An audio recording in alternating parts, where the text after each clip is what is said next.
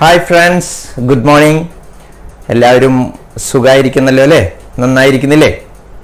നമുക്ക് അധികം ഇൻട്രഡക്ഷൻ ഒന്നും ഇല്ലാതെ രണ്ടാം ചാപ്റ്ററിലേക്ക് പോകാം. നമ്മുടെ ഒന്നാം ചാപ്റ്റർ കഴിഞ്ഞു, ഫിസിക്കൽ വേൾഡ് നമ്മൾ കംപ്ലീറ്റ് ചെയ്തു. നമ്മുടെ രണ്ടാമത്തെ ചാപ്റ്റർ എന്താണ്? Units and measurements.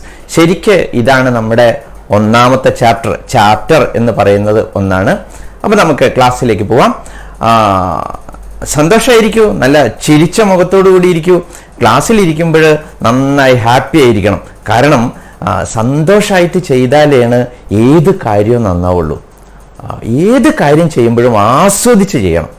ഹാപ്പി ആയിരിക്കുക, സന്തോഷമായിരിക്കുക. അത് ഏത് വർക്ക് ചെയ്യുമ്പോഴും പഠിക്കുമ്പോഴും എല്ലാ സമയത്തും മുഖത്തൊരു പുഞ്ചിരി ഉണ്ടായിക്കോട്ടെ. അതുകൊണ്ട് എന്താ കുഴപ്പം? ഒരു പുഞ്ചിരി ഉണ്ടാക്കുക എന്ന് പറഞ്ഞു കഴിഞ്ഞാൽ അത് പറയുന്നത് എങ്ങനെയാ വെച്ചാൽ life is an opportunity to love എന്നാണ് പറയാം. ജീവിതം എന്ന് പറയുന്നത് ചിരിക്കാനുള്ളൊരു അവസരമാണത്രേ. കിട്ടുന്ന അവസരങ്ങളൊന്നും പാഴാക്കരുത്. എല്ലാ അവസരങ്ങളും നല്ലോണം വിനിയോഗിക്കുക. ചിരിക്കാൻ കിട്ടിയ ഒരവസരം പോലും നിങ്ങൾ പാഴാക്കരുത്. കരയാൻ കിട്ടിയ അവസരം പാഴാക്കിയാലും ഒരു കുഴപ്പമില്ല. പക്ഷെ ചിരി എപ്പോഴും മുഖത്തുണ്ടാവണം. ചിരി ഉണ്ടാവണം എന്ന് പറഞ്ഞിട്ട് കാര്യമില്ല കേട്ടോ. ചിരി നല്ല കാര്യത്തിനായിരിക്കണം എപ്പോഴും, ചീത്ത കാര്യത്തിന് ചിരി ഉപയോഗിക്കരുത്.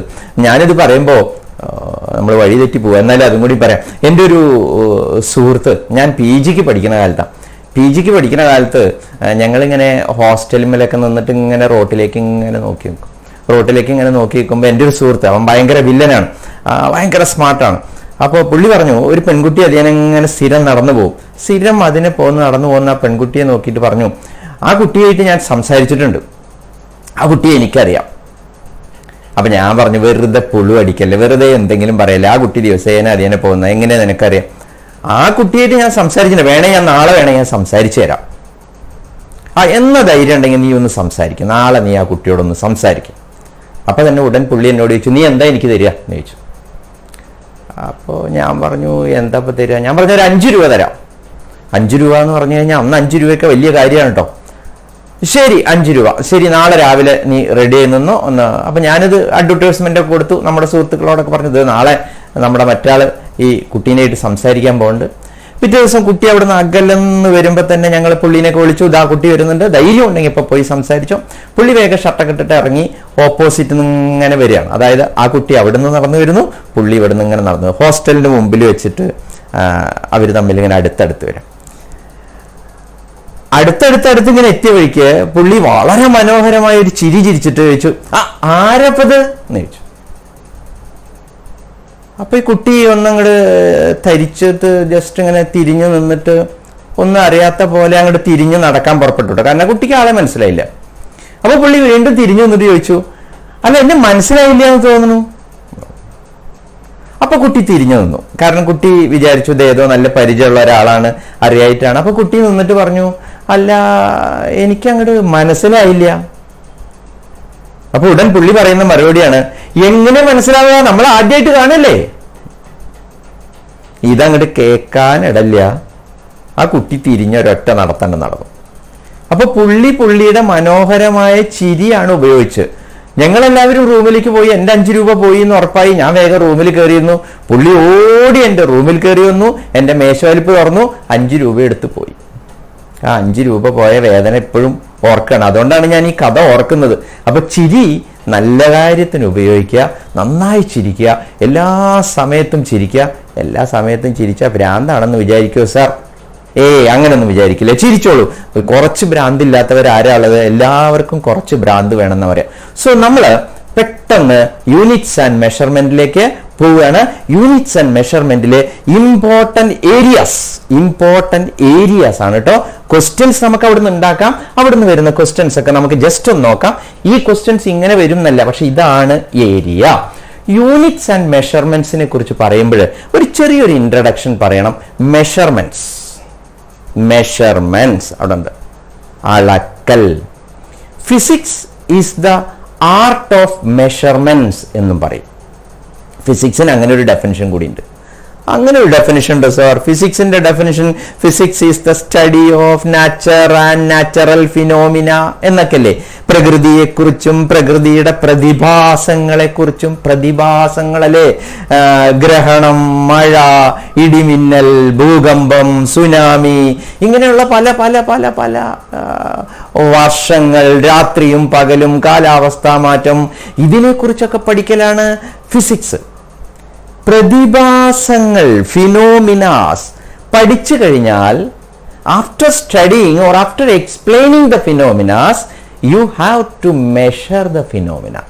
Immediately after explaining, you have to measure it. ഫിസിക്സിൽ എല്ലാത്തിനും മെഷർ ചെയ്യണം. ഭൂകമ്പം എങ്ങനെ ഉണ്ടാവുന്നു? then you measure the earthquake. ഉടൻ ഭൂകമ്പം മെഷർ ചെയ്യണം.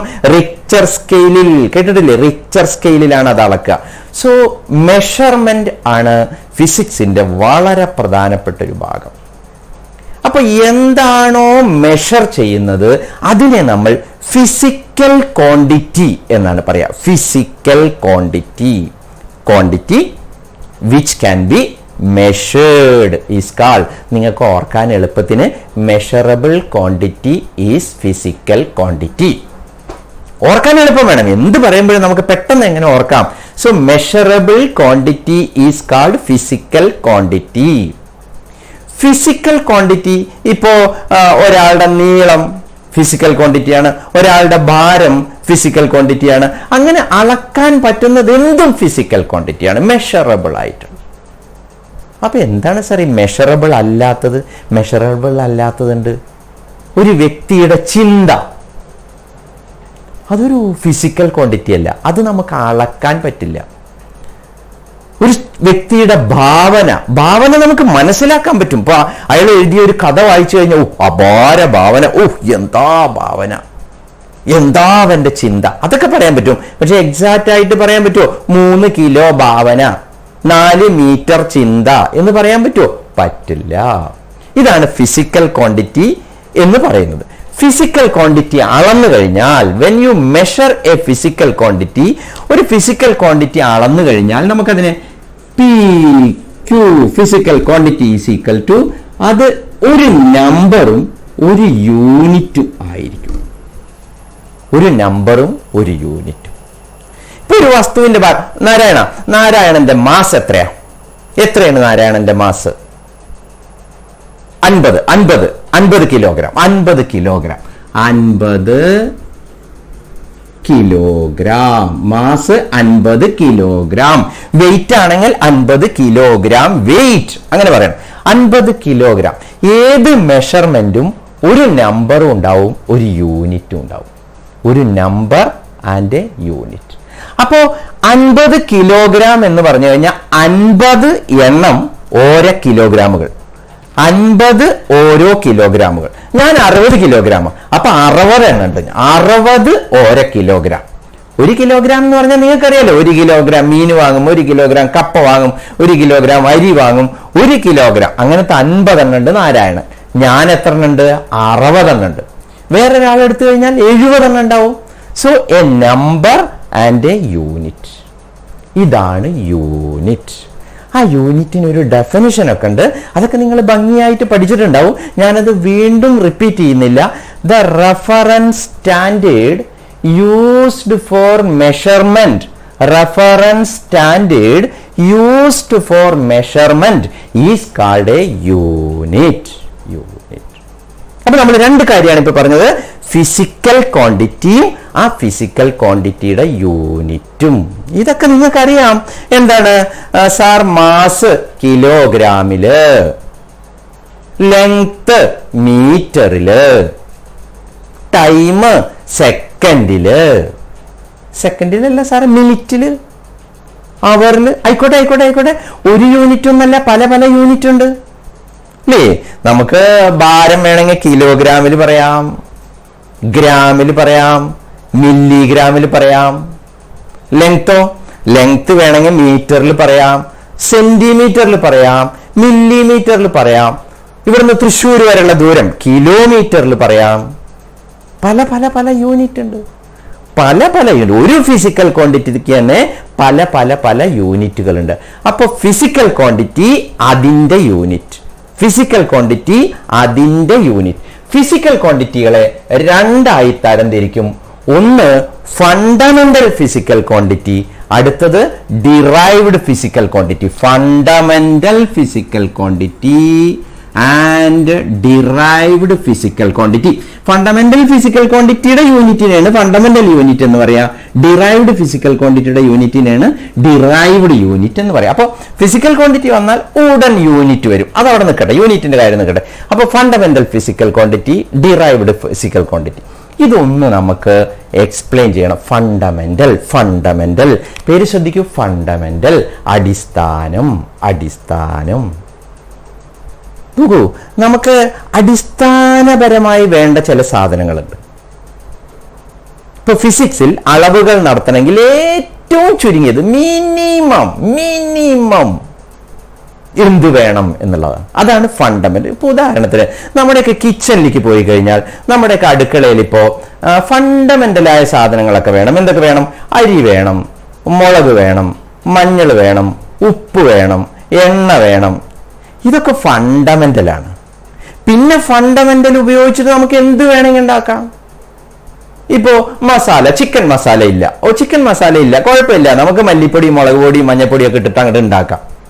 ഫണ്ടമെന്റൽ ഉപയോഗിച്ച് നമുക്ക് മറ്റത് ഉണ്ടാക്കാം. അതാണ് ഫണ്ടമെന്റലിന്റെ ഒരു പ്രത്യേകത. ഫണ്ടമെന്റലിനെ ഫണ്ടമെന്റൽ തന്നെ പറ്റുള്ളൂ, പക്ഷെ ഫണ്ടമെന്റൽ ഉപയോഗിച്ച് നമുക്ക് പലതും ഉണ്ടാക്കാം. നോക്കൂ, നമ്മുടെ അടുക്കളയിലുള്ള മല്ലിപ്പൊടിയും മുളക് പൊടിയും മഞ്ഞപ്പൊടിയും ഉപയോഗിച്ച് എന്തെല്ലാം നമ്മൾ ഉണ്ടാക്കുന്നു, എന്തെല്ലാം കറികൾ ഉണ്ടാക്കുന്നു. ഇൻഫിനിറ്റ് നമ്പർ ഓഫ് ഐറ്റംസ് ആണ് നമ്മൾ ഉണ്ടാക്കുന്നത്, അല്ലേ? അത് നമ്മുടെ ഭാവന അനുസരിച്ച്, നമ്മുടെ കഴിവനുസരിച്ച്. Cooking is an art. Cooking is an art. അതിനെ പുച്ഛത്തോടു കൂടി കാണരുത് കേട്ടോ. അതൊരു വലിയ കലയാണ്.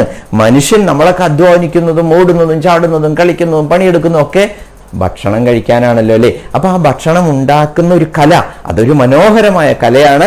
അതിനെക്കുറിച്ചാണ് ഞാൻ പറയുന്നത്. അത് നിങ്ങൾ നല്ലവണ്ണം ശ്രദ്ധിക്കണം. As A student, life lessons എന്ന് പറയില്ലേ, ജീവിതത്തിലെ പാഠങ്ങളാണ് അതൊക്കെ. അപ്പോ മിനിമം വേണ്ട ഈ വസ്തുക്കളാണ് ഫണ്ടമെന്റൽ. അതേപോലെ ഫിസിക്സിൽ മിനിമം വേണ്ട യൂണിറ്റുകളെ, അല്ലെ അത്തരം യൂണിറ്റുകളെയാണ് ഫണ്ടമെന്റൽ യൂണിറ്റ്സ് എന്ന് പറയാം. ആദ്യകാലത്ത് മനുഷ്യന് ഫിസിക്സിലെ അളവുകളൊക്കെ എടുത്തപ്പോ അളക്കാൻ ആകെ 3 കാര്യങ്ങളെ ഉണ്ടായിരുന്നു. അത് മാസ്, ലെങ്ത്, ടൈം. ഇത്രേ ഉണ്ടായിരുന്നുള്ളൂ. Mass, length, time. ഇത്രയും കാര്യങ്ങൾ മാത്രമാണ് അന്ന് മനുഷ്യന് അളക്കേണ്ട ആഗ്രഹങ്ങൾ ഉണ്ടായിരുന്നു. Mass, length, time. ഈ മാസ്, ലെങ്ത്, ടൈം അന്ന് അളന്നത് CGS സിസ്റ്റം എന്നാണ് പറയാ. CGS സിസ്റ്റം ഒന്നാമത്തെ. അതായത് ഫണ്ടമെന്റൽ ക്വാണ്ടിറ്റീസ് മാസ് ഗ്രാമിലും ലെങ്ത് സെന്റിമീറ്ററിലും ടൈം സെക്കൻഡിലും. Centimetre, gram, second system. ഒന്നാമത്തെ സിസ്റ്റം അതായിരുന്നു CGS സിസ്റ്റം. വീണ്ടും ഞാനൊന്ന് പറയാം. നമുക്ക് അളക്കാനുള്ളത് നീളം സെന്റിമീറ്ററിൽ അളന്നു, ഭാരം ഗ്രാമിൽ അളന്നു, ടൈം സെക്കൻഡിൽ അളന്നു. അന്ന് ഉപയോഗിച്ചിരുന്ന ആ സിസ്റ്റത്തെയാണ് CGS system of units, CGS system of units എന്ന് പറഞ്ഞിരുന്നത്. CGS system of units. അന്ന് അത് മതിയായിരുന്നു. നോക്കൂ, നമ്മുടെ ആദ്യകാലത്തൊക്കെ, പഴയ കാലത്ത് നിങ്ങളുടെ അച്ഛനോടും അമ്മയോടൊക്കെ ചോദിച്ചു നോക്കൂ. അന്ന് നമ്മുടെ അടുക്കളയിലൊക്കെ വളരെ കുറച്ച് സാധനങ്ങളെ ഉണ്ടാവുള്ളൂ. മുളകും ഉള്ളിയും മാത്രമേ ഉണ്ടാവുള്ളൂ. തക്കാളി ഉണ്ടാവില്ല, ഉരുളക്കിഴങ്ങ് ഉണ്ടാവില്ല. കടയിൽ പോയി വാങ്ങുകയാണെങ്കിൽ, നിങ്ങളുടെ അച്ഛൻ്റെ അമ്മയുടെ ഒക്കെ കുട്ടിക്കാലത്ത് കടയിൽ പോയി വാങ്ങുകയാണെങ്കിൽ അരി, മണ്ണെണ്ണ, മുളക്, ഉള്ളി, ഇത്രയും സാധനങ്ങളെ ഉണ്ടായിരുന്നുള്ളൂ. ഇന്ന് പച്ചക്കറി കടയിൽ പോയ എന്തെല്ലാം സാധനങ്ങൾ, അല്ലെ? ഗൾഫിൽ നിന്ന് വരുന്ന ഫ്രൂട്ട്സ് പാക്കറ്റിലേക്ക് ആക്കി നിങ്ങൾ കണ്ടിട്ടില്ലേ? അപ്പൊ അന്ന് ഫണ്ടമെന്റൽ ആയിട്ട് അന്നത്തെ മനുഷ്യന്റെ ആവശ്യം അത്രേ ഉണ്ടായിരുന്നുള്ളൂ. ആവശ്യങ്ങൾ കുറവായിരുന്ന കാലത്ത് നമുക്ക് വേണ്ട കാര്യങ്ങളും കുറവ് മതി. ഇതാണ് അന്നത്തെ CGS system of units. Centimetre, gram, second system. ശാസ്ത്രം പുരോഗമിച്ചു. ഇതൊക്കെ വളരെ ചെറിയ യൂണിറ്റ് ആണ്, നമുക്ക് അളക്കാൻ പറ്റുക. നീളമൊക്കെ സെന്റിമീറ്ററിൽ അളക്കാൻ വളരെ ബുദ്ധിമുട്ടായി. അപ്പൊ ശാസ്ത്രജ്ഞന്മാരൊക്കെ കൂടി, ശാസ്ത്രമേഖലയോട് കൂടി സിസ്റ്റം ഒന്ന് മാറ്റിയിട്ട് അതിനെ എന്താക്കി, MKS സിസ്റ്റം എന്നാക്കി. MKS ശ്രദ്ധിച്ചു നോക്കൂ, മീറ്റർ, കിലോഗ്രാം, സെക്കൻഡ്. ഇത് സെന്റിമീറ്റർ എന്താക്കി, മീറ്റർ ആക്കി. ഗ്രാം എന്താക്കി, കിലോഗ്രാം ആക്കി. സെക്കൻഡ് തന്നെ. അയ്യോ, സെക്കൻഡ് വളരെ ചെറിയ സമയമല്ലേ സാർ, വളരെ ചെറിയ സമയം, അതെന്തേ മാറ്റാതെ അത് മണിക്കൂറാക്കായിരുന്നില്ലേ, minute ആക്കായിരുന്നില്ലേ, ദിവസമാക്കായിരുന്നില്ലേ, മാസമാക്കാമായിരുന്നില്ലേ, വർഷമാക്കാമായിരുന്നില്ലേ? My God, second is a large interval of time.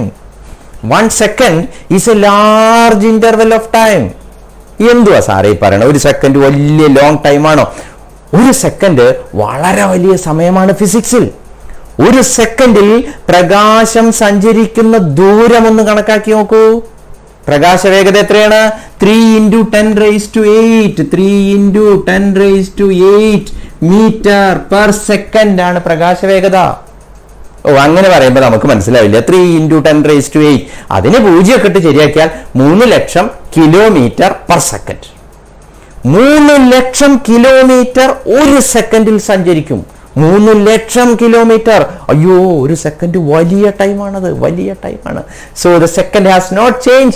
Again the unit for time measurement remains second. So kilogram, metre and second system.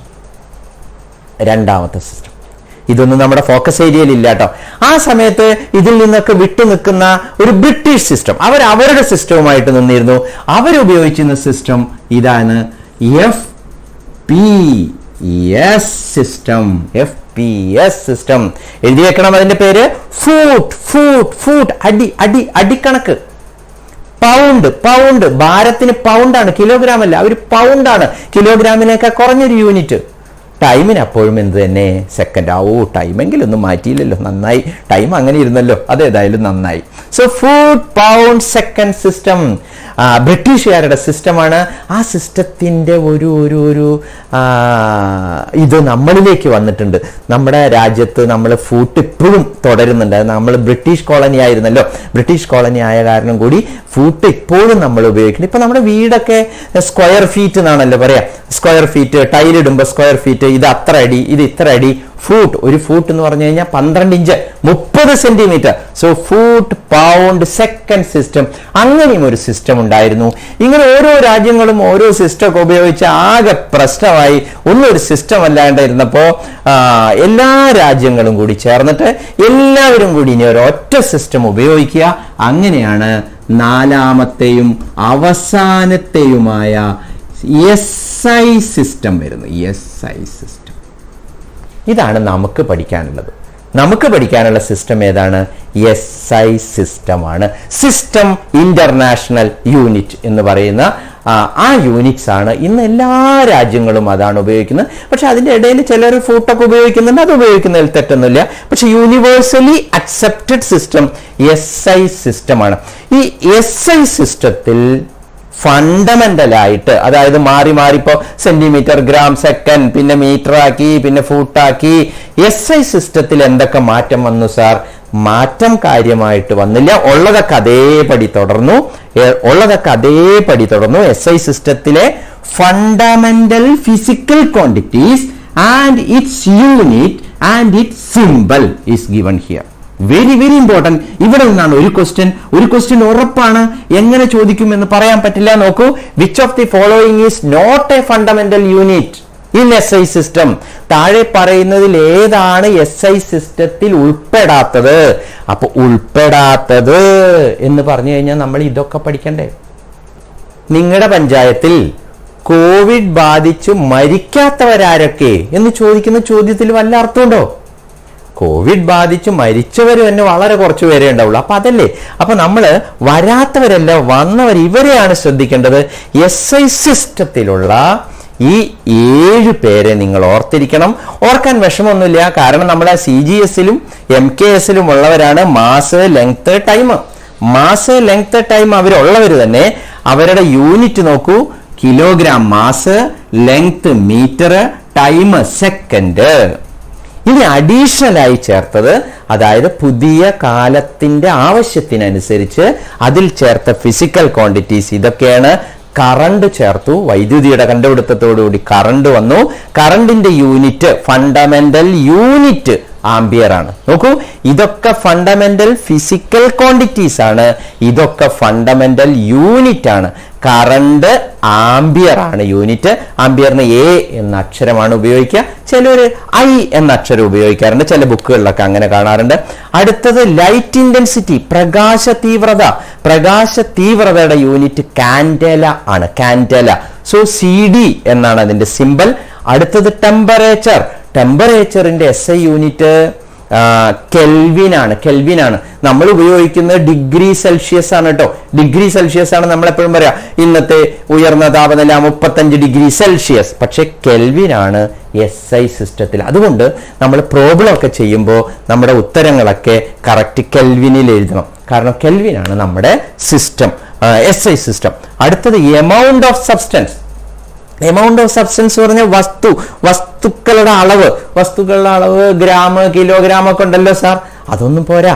കെമിസ്ട്രിക്കാർക്ക് ആറ്റങ്ങളുടെ എണ്ണം, മോളിക്യൂളുകളുടെ എണ്ണം ആ ലെവലിൽ വേണം. അതായത് 1000 മോളിക്യൂൾ, 10000 മോളിക്യൂൾ, ലക്ഷം മോളിക്യൂൾ എന്നൊക്കെ പറയുന്ന ലെവലിൽ പറയണമെങ്കിൽ, അത്രയും ചെറിയ ലെവലിൽ പറയണമെങ്കിൽ എമൗണ്ട് ഓഫ് സബ്സ്റ്റൻസ് മോൾ. ഇത്രയാണ് 7 fundamental physical quantities and fundamental units in SI system. ഇത് നിങ്ങൾ കാണാതെ പഠിക്കണം. ഇവിടെ നിന്ന് ഒരു ക്വസ്റ്റ്യൻ അതിങ്ങനെയൊക്കെ ആയിരിക്കും ചിലപ്പോൾ. Which of the following is not a fundamental unit in SI system? Which of the following is a derived unit? Derived unit ഇതാണ് ഫണ്ടമെന്റൽ യൂണിറ്റ്. ഫണ്ടമെന്റൽ ഇതാണ്. ഇവരെ വേറെ ഒന്നുകൊണ്ടും ഉണ്ടാക്കാൻ പറ്റില്ല. ഈ ഫണ്ടമെന്റൽ തന്നെ പറ്റുള്ളൂ. അതായത് മാസിനെ മാസ് കൊണ്ട് തന്നെ ഉണ്ടാക്കാൻ പറ്റൂ. പക്ഷെ ഈ മാസ് ഉപയോഗിച്ച് ഇനി വേറെ ആരെ വേണമെങ്കിൽ ഉണ്ടാക്കാം. മാസും ലെങ്ത്തും ചേർത്ത് വേറെ പലരെയും ഉണ്ടാക്കാം. മാസും ലെങ്ത്തും ടൈമും ചേർത്ത് പലരെയും ഉണ്ടാക്കാം. അത് നമ്മുടെ ഒരു രീതിയാണല്ലോ, അപ്പൊ നിങ്ങൾ ആലോചിച്ച് നോക്കൂ. കുക്കിംഗ് തന്നെ എടുത്തു കഴിഞ്ഞാൽ, അടുക്കളയിലേക്ക് തന്നെ പോയി കഴിഞ്ഞു കഴിഞ്ഞാൽ, ഇപ്പൊ നമുക്ക് ഒരു കാര്യം ചെയ്യാം. അരിയും ഉഴുന്നും ഉപ്പും കൂടി ചേർത്താൽ, അരിയും ഉഴുന്നും ഉപ്പും അരച്ച് ചേർത്ത് കഴിഞ്ഞാൽ പിന്നെ അതിനെ എന്താ പറയാ? പിന്നെ അതിനെ അരി ഉഴുന്ന് ഉപ്പ് എന്നാണോ പറയാ? പിന്നെ അത് ഇഡ്ഡലി മാവായി, ദോശമാവായി. സോ ഫണ്ടമെന്റൽ അരി വേണം, ഉപ്പ് വേണം, ഉഴുന്ന് വേണം. ഇത് മൂന്നും കൂടി ചേരുമ്പോൾ എന്തായി? ഇഡ്ഡലി മാവായി, ഇഡ്ഡലി ഉണ്ടാക്കാൻ പറ്റും. സോ ഫണ്ടമെന്റലിൽ പലതും കൂടി ചേർത്ത് ഉണ്ടാക്കുന്നതിനെയാണ് നമ്മൾ എന്ത് പറയാ? Derived physical quantities. സോ വീണ്ടും ശ്രദ്ധിക്കുക, ഫണ്ടമെന്റൽ ഫിസിക്കൽ ക്വാണ്ടിറ്റീസും ഡിറൈവ്ഡ് ഫിസിക്കൽ ക്വാണ്ടിറ്റീസും 7 എണ്ണമാണ് ഫണ്ടമെന്റൽ ഫിസിക്കൽ ക്വാണ്ടിറ്റീസ് ഉള്ളത്. അവയുടെ യൂണിറ്റുകൾ ഓർക്കണം: kilogram, metre, second, ampere, candela, kelvin, mole. ഇത് നമ്മൾ ഡയമെൻഷൻ എന്ന ഭാഗത്തേക്ക് വരുമ്പോൾ ഈ യൂണിറ്റുകളുടെ സിമ്പൽ നമ്മൾ ഉപയോഗിക്കണം. ഡയമെൻഷൻ ഇപ്പൊ തന്നെ നമ്മൾ പറയും. ഡയമെൻഷനിൽ പറയുമ്പോൾ ഓരോന്നിനും, അപ്പൊ മാസിന്റെ സിമ്പൽ മാസ് എന്നുള്ളിടത്ത് നമ്മൾ എന്താണ് ചേർക്കുക? M, capital M. ലെങ്ത് എന്നുള്ളിടത്ത് ക്യാപിറ്റൽ L. ടൈം എന്നുള്ളിടത്ത് ക്യാപിറ്റൽ T. കറണ്ടിന് A. ലൈറ്റ് ഇന്റൻസിറ്റിക്ക് CD. അത് അധിക സ്ഥലത്തൊന്നും നമ്മൾ ഉപയോഗിക്കില്ല, പക്ഷെ ഓർത്തിരിക്കുക CD. ടെമ്പറേച്ചർ കെൽവിന് K ആണ്.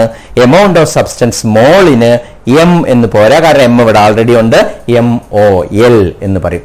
സോ ഇതാണ് fundamental and derived physical quantity. Derived physical quantities എന്താണ്? ഇതല്ലാതെ നിങ്ങൾ ഫിസിക്സിൽ പഠിക്കുന്ന ഫിസിക്കൽ ക്വാണ്ടിറ്റീസ് ഒക്കെ ഡിറൈവ്ഡ് ആണ്. ഇത് മാത്രമേ ഫണ്ടമെന്റൽ ഉള്ളൂ. ഫിസിക്സ് എന്ന് പറയുന്നാൽ ഫിസിക്കൽ ക്വാണ്ടിറ്റികളുടെ പഠനം തന്നെയല്ലേ. ഇനി അങ്ങോട്ട് അടുത്ത ചാപ്റ്ററിലേക്കൊക്കെ പോയി കഴിഞ്ഞു കഴിഞ്ഞാൽ distance, displacement, velocity, acceleration, force, momentum, energy, work, ഇങ്ങനെ ഫിസിക്കൽ ക്വാണ്ടിറ്റീസ് പഠിക്കുക. അത് ഇത് ചേർത്തുണ്ടാക്കുന്നതാണ്. ഈ ഫണ്ടമെന്റലുകൾ ചേർത്തുണ്ടാക്കുന്നതുകൊണ്ടാണ് അതിനെ എന്ത് പറയുന്നത്? ഡിറൈവ്ഡ് ഫിസിക്കൽ ക്വാണ്ടിറ്റീസ് എന്ന് പറയുന്നത്. ഇവിടെ ഈ ഭാഗത്തുനിന്ന് സ്ഥിരമായിട്ട് ചോദിച്ചിരുന്ന, അതായത് കഴിഞ്ഞ വർഷവും അതിന്റെ മുമ്പത്തെ വർഷമൊക്കെ സ്ഥിരമായി ചോദിക്കുന്ന ചില ക്വസ്റ്റ്യൻ ഈ യൂണിറ്റുകളുമായി ബന്ധപ്പെട്ട്. നമുക്കറിയാവുന്ന യൂണിറ്റ് ഇപ്പൊ എന്തൊക്കെയാണ്? Kilogram, mass, second. ഇതൊക്കെ അല്ലാതെ കുറച്ച് വ്യത്യസ്തമായ യൂണിറ്റുകളുണ്ട്. അത് നമ്മൾ അത്ര ഫെമിലിയർ അല്ല, അതായത് നമ്മൾ സ്ഥിരമായി ഉപയോഗിക്കുന്നതല്ല. അതുകൊണ്ട് അത് തെറ്റാൻ സാധ്യതയുണ്ട്. നമ്മൾ തെറ്റിക്കാൻ സാധ്യതയുള്ള, നമ്മളെ പറ്റിക്കല്ലേ എന്ന് പറയുന്ന ചില ക്വസ്റ്റ്യൻ, ഞങ്ങളെ പറ്റിക്കാൻ നോക്കണ്ട എന്ന് പറയുന്ന ചില ക്വസ്റ്റ്യൻസ് ഉണ്ട്. ഒന്ന് നോക്കൂ, kilo watt our is the unit of. കേട്ട് കഴിഞ്ഞാൽ കിലോ മാസാവൂ, വാട്ട് പവർ, അവർ ടൈം, ഭാരം പവർ സമയം, ഇതൊക്കെ കൂടി ചേരുമ്പോൾ ഇതിൽ ഏതെങ്കിലും ആണെന്ന് ചിന്തിക്കും.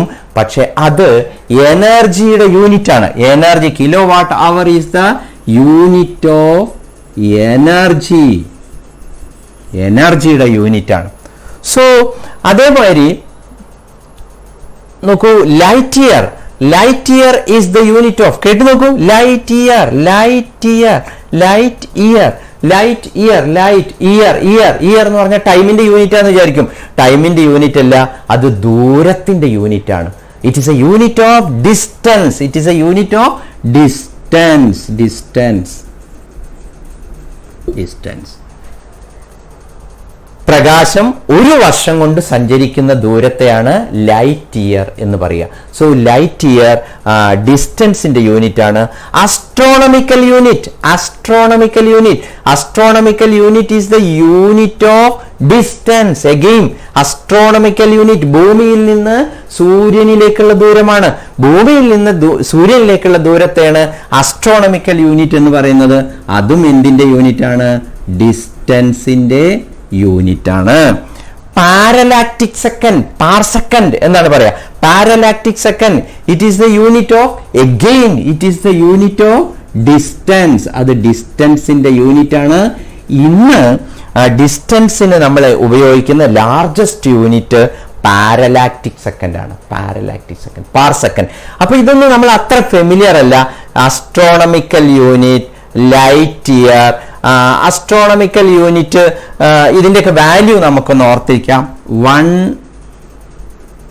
AU is equal to 1.49 into 10 raised to 11 meter. So 1 light year is equal to 9.46 into 10 raised to 15 meter. 1 par second, parallactic second, is equal to 3.08 into 10 raised to 16 meter. ഈ വാല്യൂകളൊന്ന് ഓർത്തു വെച്ചോളൂ. ഇതുവരെയുള്ള എക്സാമിന് സ്ഥിരം ചോദിച്ചിരുന്നതാണ്. കഴിഞ്ഞ വർഷമൊക്കെ സ്ഥിരം എവിടുന്ന് ഏതെങ്കിലും ഒന്ന് ചോദിക്കും. കാരണം ഇതൊക്കെ കൺഫ്യൂഷനാണ്. ഇതിന്റെ വാല്യൂ എപ്പോഴും കുട്ടികൾ തെറ്റിക്കുകയും ചെയ്യും. കാരണം ഇത് അങ്ങോട്ടും ഇങ്ങോട്ടും തിരിച്ചൊക്കെ തിരിച്ചെഴുതി പോകും. അപ്പൊ ഇത് നിങ്ങൾ നല്ലോണം ശ്രദ്ധിക്കണം. കാരണം അസ്ട്രോണമിക്കൽ യൂണിറ്റ് ആണ് ഇതിൽ ചെറുത്, 10⁻11 ഉള്ളൂ. ലൈറ്റ് ഇയർ അതിലും വലുതാ, 15. പാർ സെക്കൻഡ് ഏറ്റവും വലുതാ, 16, 10⁻16. ഇതിന്റെ 10 ഇരട്ടിയാണ്, ഇതിന്റെ 10,000 ഇരട്ടിയാണിത്. അപ്പൊ ഈ വാല്യൂകളൊന്ന് ഓർത്ത് വെക്കണം. വാല്യൂകൾ ഓർത്ത് വെക്കാൻ AU ലൈറ്റ് ഇയർ പാർ സെക്കൻഡ്, ആ ഓർഡറിൽ ഓർക്കുക. 11, 15, 16, 11, 15, 16. 1.49 എന്നുള്ള 1.5 ഓർത്തോളൂ. 49 ആയില്ലേ? 49 എന്ന് പറയുന്നത് 50ന്റെ അടുത്തായില്ലേ? സോ 1.49, 9.46 എന്നുള്ളത് എന്താക്കാം? 9.5 എന്നാക്കാം. അത് കുഴപ്പമില്ല. 9.5, 3.08 എന്നുള്ളത് 3.1 എന്നോർത്താൽ മതി. അപ്പൊ ഈ നമ്പറുകളാണ് തെറ്റുക. അപ്പൊ 3.1, 9.5, 1.5. 1.5 എഴുതുമ്പോൾ 1.49 ഉള്ളൂ കേട്ടോ. 9.5 എഴുതുമ്പോൾ 9.46 ഉള്ളൂ കേട്ടോ. 3.1 എഴുതുമ്പോൾ 3.1 അല്ല, 08 ആണ് എന്ന് ഓർക്കുന്നത് നല്ലതാണ്. ഈ വാല്യൂ നിങ്ങൾ ഓർത്തിരിക്കണം. എന്തെങ്കിലും ട്രിക്കുകൾ നിങ്ങൾ അപ്ലൈ ചെയ്തിട്ട് അത് ഓർത്തിരിക്കണം. അതേമാതിരി നോക്കൂ, ഇവിടെ എഴുതിയിരിക്കുന്നു 1 micron is equal to -10⁻6 metre. Micrometre എന്നൊക്കെ പറയില്ലേ? മൈക്രോമീറ്റർ, നിങ്ങൾ മൈക്രോ ഓർഗാനിസംസ് എന്നൊക്കെ പറയില്ലേ സൂവോളജിയിലെ? അതാണ് മൈക്രോ. സോ ഇവിടെ നിന്നൊക്കെ ഇങ്ങനെ ഒരു ക്വസ്റ്റ്യൻ, ഈ ഭാഗത്തുനിന്ന് ഒരു ക്വസ്റ്റ്യൻ നല്ല സാധ്യത ഉണ്ട്. ഇതാണ് നമ്മുടെ first question area. First question എന്നല്ല, ഫസ്റ്റ് ക്വസ്റ്റ്യൻ ഏരിയ പിടിക്കണം, വിട്ടുകളയരുത്, പിടിച്ച് നമ്മുടെ പോക്കറ്റിലാക്കണം ഈ മാർക്കിന്. ഇനി നമുക്ക് രണ്ടാമത്തെ ക്വസ്റ്റ്യൻ ഏരിയയിലേക്ക് കടക്കാം. രണ്ടാമത്തെ ക്വസ്റ്റ്യൻ ഏരിയ ഡയമെൻഷൻസ് എന്ന് പറഞ്ഞ ഭാഗ്യമാണ്. വളരെ വളരെ ഇമ്പോർട്ടന്റ് ആണ്. അവിടെ നിന്നാണ് പ്രധാനപ്പെട്ട ക്വസ്റ്റ്യൻ, ഈ ചാപ്റ്ററിലെ പ്രധാനപ്പെട്ട ക്വസ്റ്റ്യൻ ഒക്കെ വരിക ഡയമെൻഷൻസ് എന്ന് പറഞ്ഞ മേഖലയിൽ നിന്നാണ്. അത് നമുക്കൊന്ന് നോക്കാം. ഡയമെൻഷൻ എന്ന് പറയുമ്പോൾ ഇപ്പൊ ഞാൻ പറഞ്ഞ കാര്യം നിങ്ങൾ ശ്രദ്ധിച്ചല്ലോ, ഫണ്ടമെന്റൽ ഫിസിക്കൽ ക്വാണ്ടിറ്റികൾ കൊണ്ടാണ് നമ്മൾ ഡിറൈവ്ഡ് ഫിസിക്കൽ ക്വാണ്ടിറ്റികൾ ഉണ്ടാക്കുന്നത്. അപ്പോൾ ഒരു ഡിറൈവ്ഡ് ഫിസിക്കൽ ക്വാണ്ടിറ്റി കിട്ടിയാൽ തീർച്ചയായിട്ടും ഇപ്പൊ നമ്മൾ നടന്നിങ്ങനെ പോകുമ്പോൾ ഒരു ഡിറൈവ്ഡ് ഫിസിക്കൽ ക്വാണ്ടിറ്റി നമ്മൾ പരിചയപ്പെടുകയാണെങ്കിൽ, അയ്യോ ഇവൻ ഡിറൈവ്ഡ് ആണല്ലോ, ഇവനിൽ ആരൊക്കെ ഉണ്ടാവും? ആ 7 ഫിസിക്കൽ ക്വാണ്ടിറ്റിയിൽ 7 ഉണ്ടാവോ? അതോ 2 3 ഉണ്ടാവുള്ളൂ? മാസ് ഉണ്ടാവോ? മാസ് ഉണ്ടെങ്കിൽ തന്നെ മാസ് ഉണ്ടെങ്കിൽ തന്നെ മാസ് മാത്രമാണെന്ന് പറയാൻ പറ്റില്ല. മാസ് സ്ക്വയർ ആവാലോ, മാസ് ക്യൂബ് ആവാലോ. സോ ഓരോ ഫിസിക്കൽ ക്വാണ്ടിറ്റിയും എത്രയുണ്ട്, മറ്റു ഫിസിക്കൽ ക്വാണ്ടിറ്റികൾ ഏതൊക്കെയുണ്ട്, ഇതാണ് ഡയമെൻഷൻ എന്ന് പറയുന്നത്. അതായത് ഒരു ഫിസിക്കൽ ക്വാണ്ടിറ്റിയുടെ, അതായത് ഡിറൈവ്ഡ് ഫിസിക്കൽ ക്വാണ്ടിറ്റിയുടെ ഡയമെൻഷൻ എന്ന് പറഞ്ഞു കഴിഞ്ഞാൽ ആ ഡിറൈവ്ഡ് ഫിസിക്കൽ ക്വാണ്ടിറ്റിയിൽ ഫണ്ടമെന്റലുകൾ ആരൊക്കെയുണ്ട്, അവരെത്രയൊക്കെ ഉണ്ട് എന്നുള്ളതാണ്. What is dimensions of a physical quantity? നിങ്ങൾ ശ്രദ്ധിക്കണേ, dimensions of a physical quantity എന്ന് തന്നെ പറയണം. പക്ഷെ കുട്ടികൾ പലപ്പോഴും ഡയമെൻഷൻസ് എന്ന് മാത്രമേ പറയാറുള്ളൂ. ഡയമെൻഷൻ എന്ന് പറഞ്ഞു കഴിഞ്ഞാൽ ഇംഗ്ലീഷ് ഒരു വാക്കാണ്, അതിൻ്റെ വ്യാപ്തി, ഇതാണ് അതിൻ്റെ അർത്ഥം. ഡയമെൻഷൻ എന്ന് പറഞ്ഞു കഴിഞ്ഞാൽ അതിൻ്റെ വ്യാപ്തി. എടാ നീ ആ പറഞ്ഞ വാക്കിന്റെ ഡയമെൻഷൻ നിനക്ക് മനസ്സിലായില്ല, അതിന് ദൂരവ്യാപക ഫലങ്ങൾ ഉണ്ടാവും. വ്യാപ്തി, ഡയമെൻഷൻ. നമ്മൾ വീടിന്റെ കാര്യമൊക്കെ പറയുകയാണെങ്കിൽ വീടിന്റെ ഡയമെൻഷൻ നമ്മൾ പറയില്ലേ, വീടില് ഒരുപാട് ബെഡ്റൂം, 2 3 കിച്ചൺ. ഇപ്പൊ അങ്ങനെയാണല്ലോ പുതിയ വീടുകളിലൊക്കെ, ഒരു കിച്ചൺ കുക്ക് ചെയ്യാൻ, ഒരു കിച്ചൺ വെറുതെ ആൾക്കാരെ കാണിക്കാൻ, പിന്നെ ഒരു കിച്ചൺ പുറത്തൊരു വർക്ക് കിച്ചൺ. സോ ഇങ്ങനെയൊക്കെയാണ് രീതി. സോ ഡയമെൻഷൻ എന്ന് പറഞ്ഞ വലിപ്പം എന്നാണ് അതിൻ്റെ അർത്ഥം. വീടിന്റെ ഡയമെൻഷൻ എന്ന് പറഞ്ഞു കഴിഞ്ഞാൽ വീടിന്റെ വലിപ്പം. ഒരു രാജ്യത്തിന്റെ ഡയമെൻഷൻ എന്ന് പറഞ്ഞാൽ രാജ്യത്തിന്റെ വലിപ്പം. ഒരു ഫിസിക്കൽ ക്വാണ്ടിറ്റിയുടെ ഡയമെൻഷൻ എന്ന് പറഞ്ഞു കഴിഞ്ഞാൽ ആ ഫിസിക്കൽ ക്വാണ്ടിറ്റിയിൽ ഫണ്ടമെന്റൽ ഫിസിക്കൽ ക്വാണ്ടിറ്റീസ് ആരൊക്കെ ഉണ്ട്, എത്രയൊക്കെ ഉണ്ട്. മാസ് ഉണ്ടോ, ലെങ്ത് ഉണ്ടോ, ടൈം ഉണ്ടോ? ഉണ്ട്. മാസ് ഉണ്ട്, ലെങ്ത് ഉണ്ട്, ടൈം ഉണ്ട്, ഓരോന്നേ ഉള്ളൂ. അങ്ങനെയാണെങ്കിൽ നമ്മൾ പറയും MLT. മാസും ഉണ്ട്, ലെങ്ത്തും ഉണ്ട്, ടൈമും ഉണ്ട്, 3 ആളും ഓരോന്ന് MLT. ചിലപ്പോ ML2T എന്ന് വരും. അപ്പൊ അതിന്റെ അർത്ഥം ലെങ്ത് 2 പ്രാവശ്യം ഉണ്ട് എന്നാണ്. അപ്പൊ ഇതിന്റെ ഡെഫിനിഷൻ നിങ്ങൾ പഠിച്ചിട്ടുണ്ട്, നിങ്ങൾക്കറിയാം. Fundamental, what is the dimensions of physical quantity? Dimensions of the physical quantity are the powers to which fundamental quantities are raised to represent the derived physical quantity. Sentence കുറച്ച് complicated ആണ്, അതിന്റെ പച്ച മലയാളം ഇത്രയേ ഉള്ളൂ. സിമ്പിളായിട്ട് പറഞ്ഞാൽ ഡിറൈവ്ഡ് ഫിസിക്കൽ ക്വാണ്ടിറ്റീനെ സൂചിപ്പിക്കാൻ fundamental physical ക്വാണ്ടിറ്റികളും അവയുടെ പവറുകളുമായി എഴുതുന്നതിനെയാണ് ഡയമെൻഷൻസ് എന്ന് പറയുന്നത്. ഈ ഡയമെൻഷൻ, ഇപ്പൊ ഉദാഹരണത്തിന് നമുക്ക് ഒരു ഡയമെൻഷൻ കാണാം, സ്പീഡ് അല്ലെങ്കിൽ വെലോസിറ്റി. സ്പീഡ് അല്ലെങ്കിൽ വെലോസിറ്റി. സ്പീഡും വെലോസിറ്റി നമ്മുടെ എണ്ണത്തിലില്ലല്ലോ, ഫണ്ടമെന്റലിലുണ്ടോ? ഇല്ല ഇല്ല ഇല്ല ഇല്ല, അതിലില്ല. അതിൽ length, mass, time, amount of substance, light intensity, temperature, current, ampere, അതൊക്കെ ഉള്ളൂ. ഇതില്ല, സ്പീഡും വെലോസിറ്റി ഇല്ല. അപ്പൊ സ്പീഡും വെലോസിറ്റി ഡിറൈവ്ഡ് ആണ്. ഡിറൈവ്ഡിന്റെ ഡയമെൻഷൻ കണ്ടുപിടിക്കാൻ എന്താ ചെയ്യാം? അതിന്റെ ഫോർമുല എഴുതി വെക്കാം. ഏത് ഫിസിക്കൽ ക്വാണ്ടിറ്റിയുടെയും ഡയമെൻഷൻ കണ്ടുപിടിക്കാൻ അതിന്റെ ഫോർമുല അല്ലെങ്കിൽ അതിന്റെ ഡെഫിനിഷൻ. സ്പീഡിന്റെ ഫോർമുല ഡിസ്റ്റൻസ് ബൈ ടൈം ആണ്. ഡിസ്റ്റൻസ് ഫണ്ടമെന്റലായി, ടൈമും ഫണ്ടമെന്റലായി. അപ്പൊ രണ്ടും നമ്മൾ ഫണ്ടമെന്റൽ ആക്കി എഴുതി, ഫണ്ടമെന്റലിന്റെ രൂപത്തിലേക്ക് ആക്കി എഴുതി. ഇപ്പൊ വലിയൊരു വീടിന് എത്ര ബെഡ്റൂം ഉണ്ട്, എത്ര കിച്ചൺ ഉണ്ട്, എത്ര ടോയ്ലറ്റ് ഉണ്ട് എന്നൊക്കെ പറയുന്നത് പോലെ നമ്മൾ അതിനെ സ്പ്ലിറ്റ് ചെയ്ത് എഴുതി. നമ്മൾ നേരത്തെ പറഞ്ഞ എക്സാമ്പിൾ എടുത്തു കഴിഞ്ഞാൽ ഇഡ്ഡലി ഡിറൈവ്ഡ് ആണെങ്കിൽ ആ ഇഡ്ഡലി ഉണ്ടാക്കാൻ എത്ര അരി ചേർത്തു, എത്ര ഉഴുന്ന് ചേർത്തു, എത്ര എത്ര ഉപ്പ് ചേർത്തു. ഇതാണ് ഫണ്ടമെന്റൽ. അപ്പോൾ ഇപ്പോൾ ഒരു വീട്ടിലൊക്കെ ആണെങ്കിൽ, ഇപ്പോൾ എൻ്റെ വീട്ടിലാണെങ്കിൽ ഞാനും വൈഫും മോളും മാത്രമേ ഉള്ളൂ. ഇപ്പോൾ മോൻ സ്ഥലത്തില്ല. അപ്പോൾ ഞാനും വൈഫും മോളും മാത്രമാണെങ്കിൽ ഇഡ്ഡലി ഉണ്ടാക്കാൻ 1 ഗ്ലാസ് അരി, 1 ഗ്ലാസ് ഉഴുന്ന്, ഒരു ഗ്ലാസ് ഉപ്പ. 1 ഗ്ലാസ് ഉപ്പ് ചേർത്ത് കഴിഞ്ഞാൽ അത് ഇഡ്ഡലിയാവോ അതോ മറ്റു വല്ലതും ആവോ? സോ ഒരു സ്പൂൺ ഉപ്പ് എന്ന് ചേർത്ത്. സോ ഇത് മൂന്നും ചേർത്ത് കഴിഞ്ഞു കഴിഞ്ഞാൽ പിന്നെ എന്തായി? ഫണ്ടമെന്റൽ എന്തായി?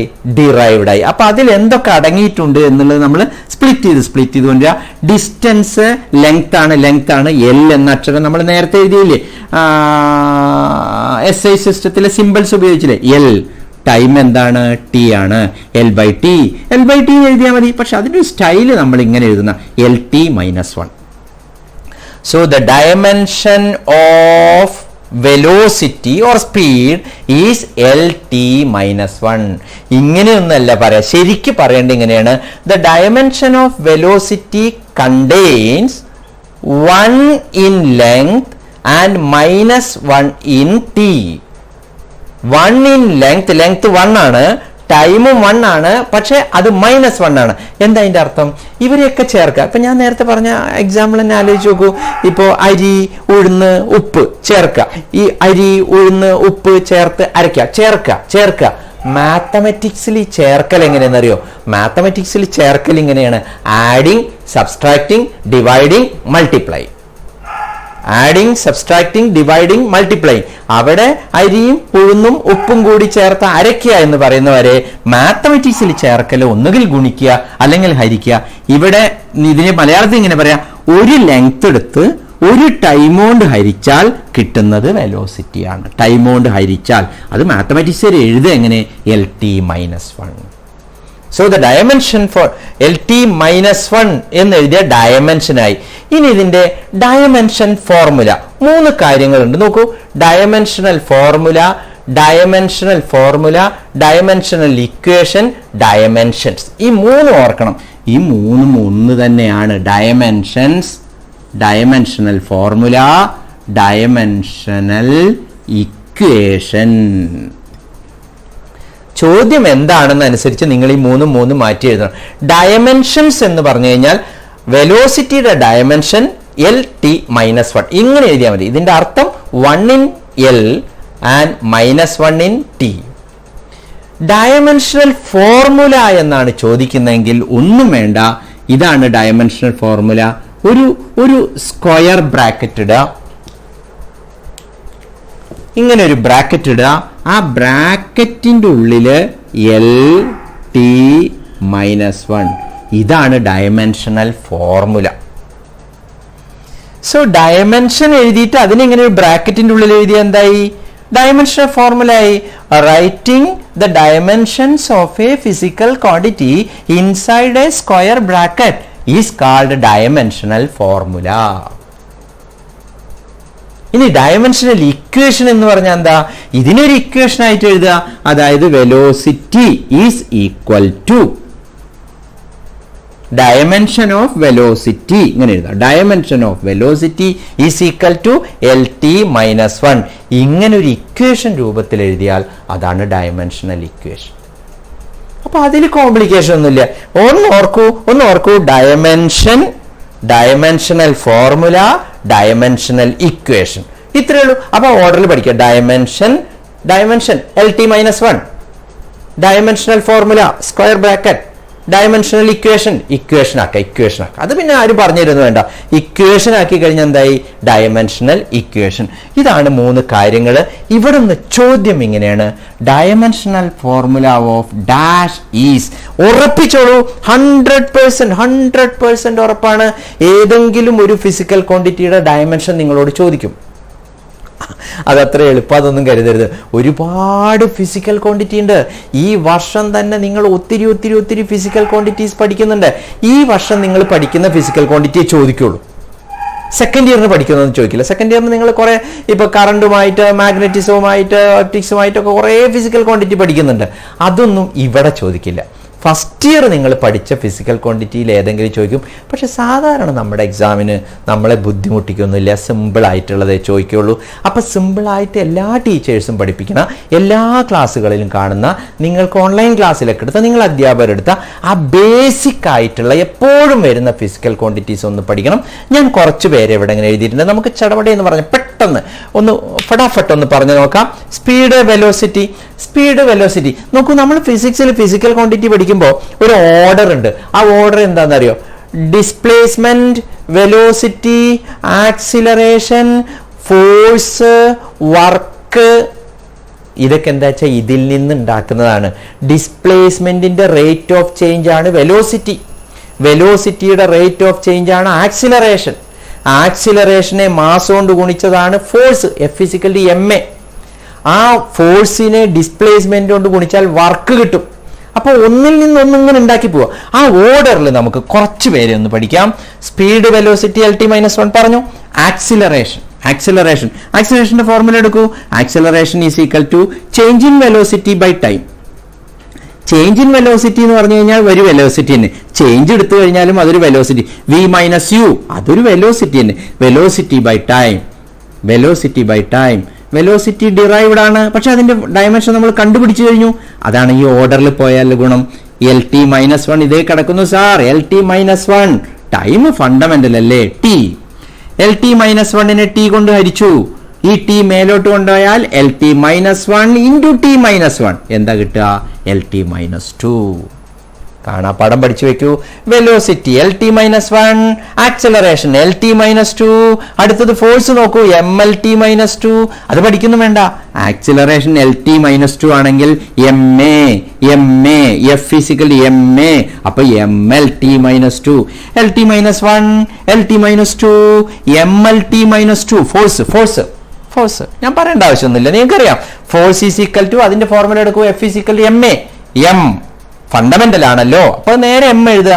ഏതാ കണ്ടുവച്ചിരിക്കുന്നു? LT-2. കണ്ടുവച്ച് കിടക്കല്ലേ. അത് കഴിഞ്ഞാൽ ഫോഴ്സ് കഴിഞ്ഞാൽ അടുത്ത സ്റ്റെപ്പിലേക്ക് നമുക്ക് ഈസി ആയി കയറാവുന്ന, അതായത് പിടിച്ച് കയറാം. ഇത് പിടിച്ചു കഴിഞ്ഞാൽ പിന്നെ അടുത്ത് പിടിക്കാൻ എളുപ്പം ഏതാണ്? വർക്ക്. ഓർഡർ ഒന്നുമില്ല, ഏത് വേണമെങ്കിൽ ചെയ്യാം, പക്ഷെ ഇതിലേക്ക് പോകുന്നതാണ് എളുപ്പം. വർക്ക് ഫോഴ്സിൽ നിന്നുണ്ടാക്കാം. Work is equal to force into displacement. ചുരുക്കി എഴുതിയിരിക്കുകയാണ്, ചെറിയ ബോർഡായ കാരണം. Force into displacement. ഫോഴ്സ് ഇതാ കണ്ടുവച്ചിരിക്കുന്നു, MLT-2 ഇൻറ്റു L. ഡിസ്പ്ലേസ്മെന്റ് എന്താണ്? നീളമല്ലേ? നീളത്തിന് L അല്ലേ? ഒരു എല്ലും. അപ്പൊ എന്താണ്? ML2T-2. ML² എന്ന് പറയും പലരും. ML² എന്ന് പറയാൻ പാടില്ല ശരിക്ക്. എന്താണെന്നറിയോ? ഇതിന്റെ അർത്ഥം എന്താ അറിയോ? വർക്ക് എന്ന ഡിറൈവ്ഡ് ഫിസിക്കൽ ക്വാണ്ടിറ്റിയിൽ ഒരു മാസും രണ്ട് ലെങ്ത്തും L×L 2 ലെങ്ത്, അതേമാതിരി 2 T, പക്ഷെ അത് ഹരിച്ചിരിക്കുകയാണ്. 2 ടൈം എന്താണ്? ഹരിച്ചിരിക്കുകയാണ്. ML2T-2. ഓർത്തോളൂ, MLT-2 ഫോഴ്സ് ആണ്. വർക്ക് ആവുമ്പോൾ എന്താണ്? ML2 ഒരു എല്ലും കൂടെ. അപ്പൊ ഫോഴ്സിന്റെ കൂടെ ഒരു എല്ലും കൂടി വന്നു കഴിഞ്ഞു കഴിഞ്ഞാൽ വർക്കായി മാറി. വർക്ക് കഴിഞ്ഞാൽ അടുത്ത പിടുത്തം എവിടേക്കാണ്? വർക്ക് കഴിഞ്ഞാൽ വർക്ക് വരുന്ന ഒരു ഫോർമുല കണ്ടുപിടിക്കൂ. വർക്ക് വരുന്ന ഒരു ഫോർമുല വർക്ക് തന്നെയാണ് sir, energy. Work done is equal to energy. Work തന്നെയാണ് എനർജി. വർക്കിന്റെ ഡയമെൻഷനും എനർജിയുടെ ഡയമെൻഷനും ഒന്ന് തന്നെയാണ്. അത് നിങ്ങൾ ശ്രദ്ധിക്കണം. ഒരു പ്രധാനപ്പെട്ട ക്വസ്റ്റ്യൻ ഏരിയയാണത്. ഒരേ ഡയമെൻഷൻ ഉള്ളത് ഏതാണ്? താഴെ തന്നിരിക്കുന്നതിൽ ഏത് കോമ്പിനേഷനാണ് ഒരേ ഡയമെൻഷൻ ഉള്ളത്? അങ്ങനെ വരുമ്പോൾ വർക്കും എനർജിയും ഒരേ ഡയമെൻഷനാണ്. അതിൽപ്പെട്ട ആളാണ് ടോർക്കും വരും. അപ്പൊ അതൊക്കെ സ്ഥിരമായി ചോദിക്കുന്നതാണ്. അപ്പോൾ നമ്മുടെ ഇവിടുന്ന് ക്വസ്റ്റ്യൻ ഏരിയയിൽ പ്രധാനപ്പെട്ടത് ഏതെങ്കിലും ഒന്നിന്റെ ഡയമെൻഷൻ ചോദിക്കാം, അല്ലെങ്കിൽ ഒരേ ഡയമെൻഷൻ ഉള്ളത്. വർക്ക് കഴിഞ്ഞാൽ പിന്നെ പവർ ആണ്. വർക്ക് പിടിച്ചു കഴിഞ്ഞാൽ പിന്നെ ഉടൻ നമുക്ക് എന്താണ്? വർക്കും എനർജി ഞാൻ എഴുതിയിട്ടില്ല, പക്ഷെ വർക്കും എനർജിയും ഒന്ന് തന്നെയാണ്. Power, energy is the capacity to do work എന്നല്ലേ ഡെഫിനിഷൻ. പ്രവൃത്തി ചെയ്യാനുള്ള കഴിവിനെയാണ് എനർജി എന്ന് പറയാം. Power. Rate of doing work എന്ന് പറഞ്ഞാൽ എന്താണ്? Work by time. Rate of doing work എന്ന് പറഞ്ഞാൽ work by time. Rate of എന്ന് പറഞ്ഞാൽ ആൾവേസ് ഡിവൈഡഡ് ബൈ ടൈം എന്നാണ്. വർക്ക് ഇതേ കണ്ടുവച്ചിരിക്കുന്നു സാർ, ദാ കിടക്കുന്നു വർക്ക്, ഇനി ഒരു പണി എടുക്കണ്ട, അത് നേരെ ഇങ്ങോട്ട് എഴുതി വെക്കുക. ടൈം ഫണ്ടമെന്റൽ അല്ലേ, ഫണ്ടമെന്റൽ ടി ചേർത്തു. നമ്മളവിടെ SI സിസ്റ്റത്തിൽ എഴുതിയില്ലേ ടി, അത് ചേർത്ത് കഴിഞ്ഞാൽ ഈ ടി മേപ്പെട്ട് പോവും, ടി -1 ആവും.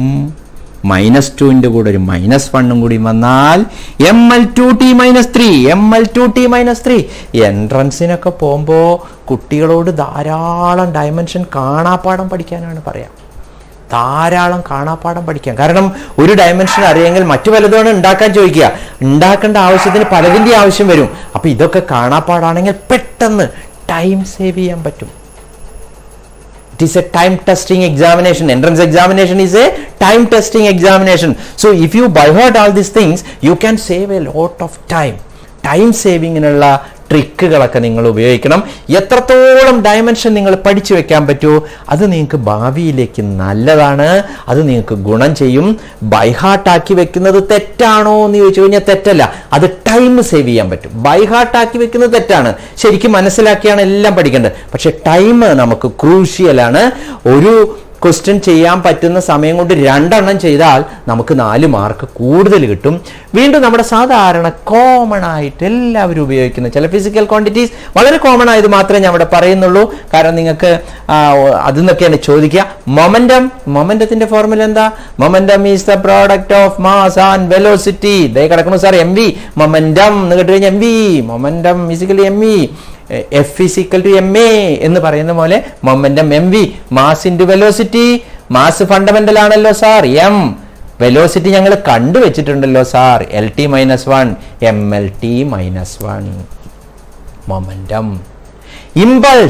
ഇമ്പൾസിന്റെയും മൊമെന്റത്തിന്റെയും ഒരേ ഡയമെൻഷൻ ഫോർമുല നിങ്ങൾ ലോസ് ഓഫ് മോഷനിലേക്ക് എത്തിയപ്പോൾ നിങ്ങൾ പഠിച്ചിട്ടുണ്ടാവും. Impulse is equal to change in momentum. Very very important ആണ്. എത്ര പ്രാവശ്യം അത് ചോദിച്ചിരിക്കണമെന്ന് അറിയോ? ഇമ്പൾസ് എന്ന് പറയുന്നതും ചേഞ്ച് ഇൻ മൊമെന്റം എന്ന് പറയുന്നതും ഒന്ന് തന്നെയാണ്. അതുകൊണ്ട് മൊമെന്റത്തിന്റെ ഡയമെൻഷനും ഇമ്പൾസിന്റെ ഡയമെൻഷനും ഒന്ന് തന്നെയാണ്.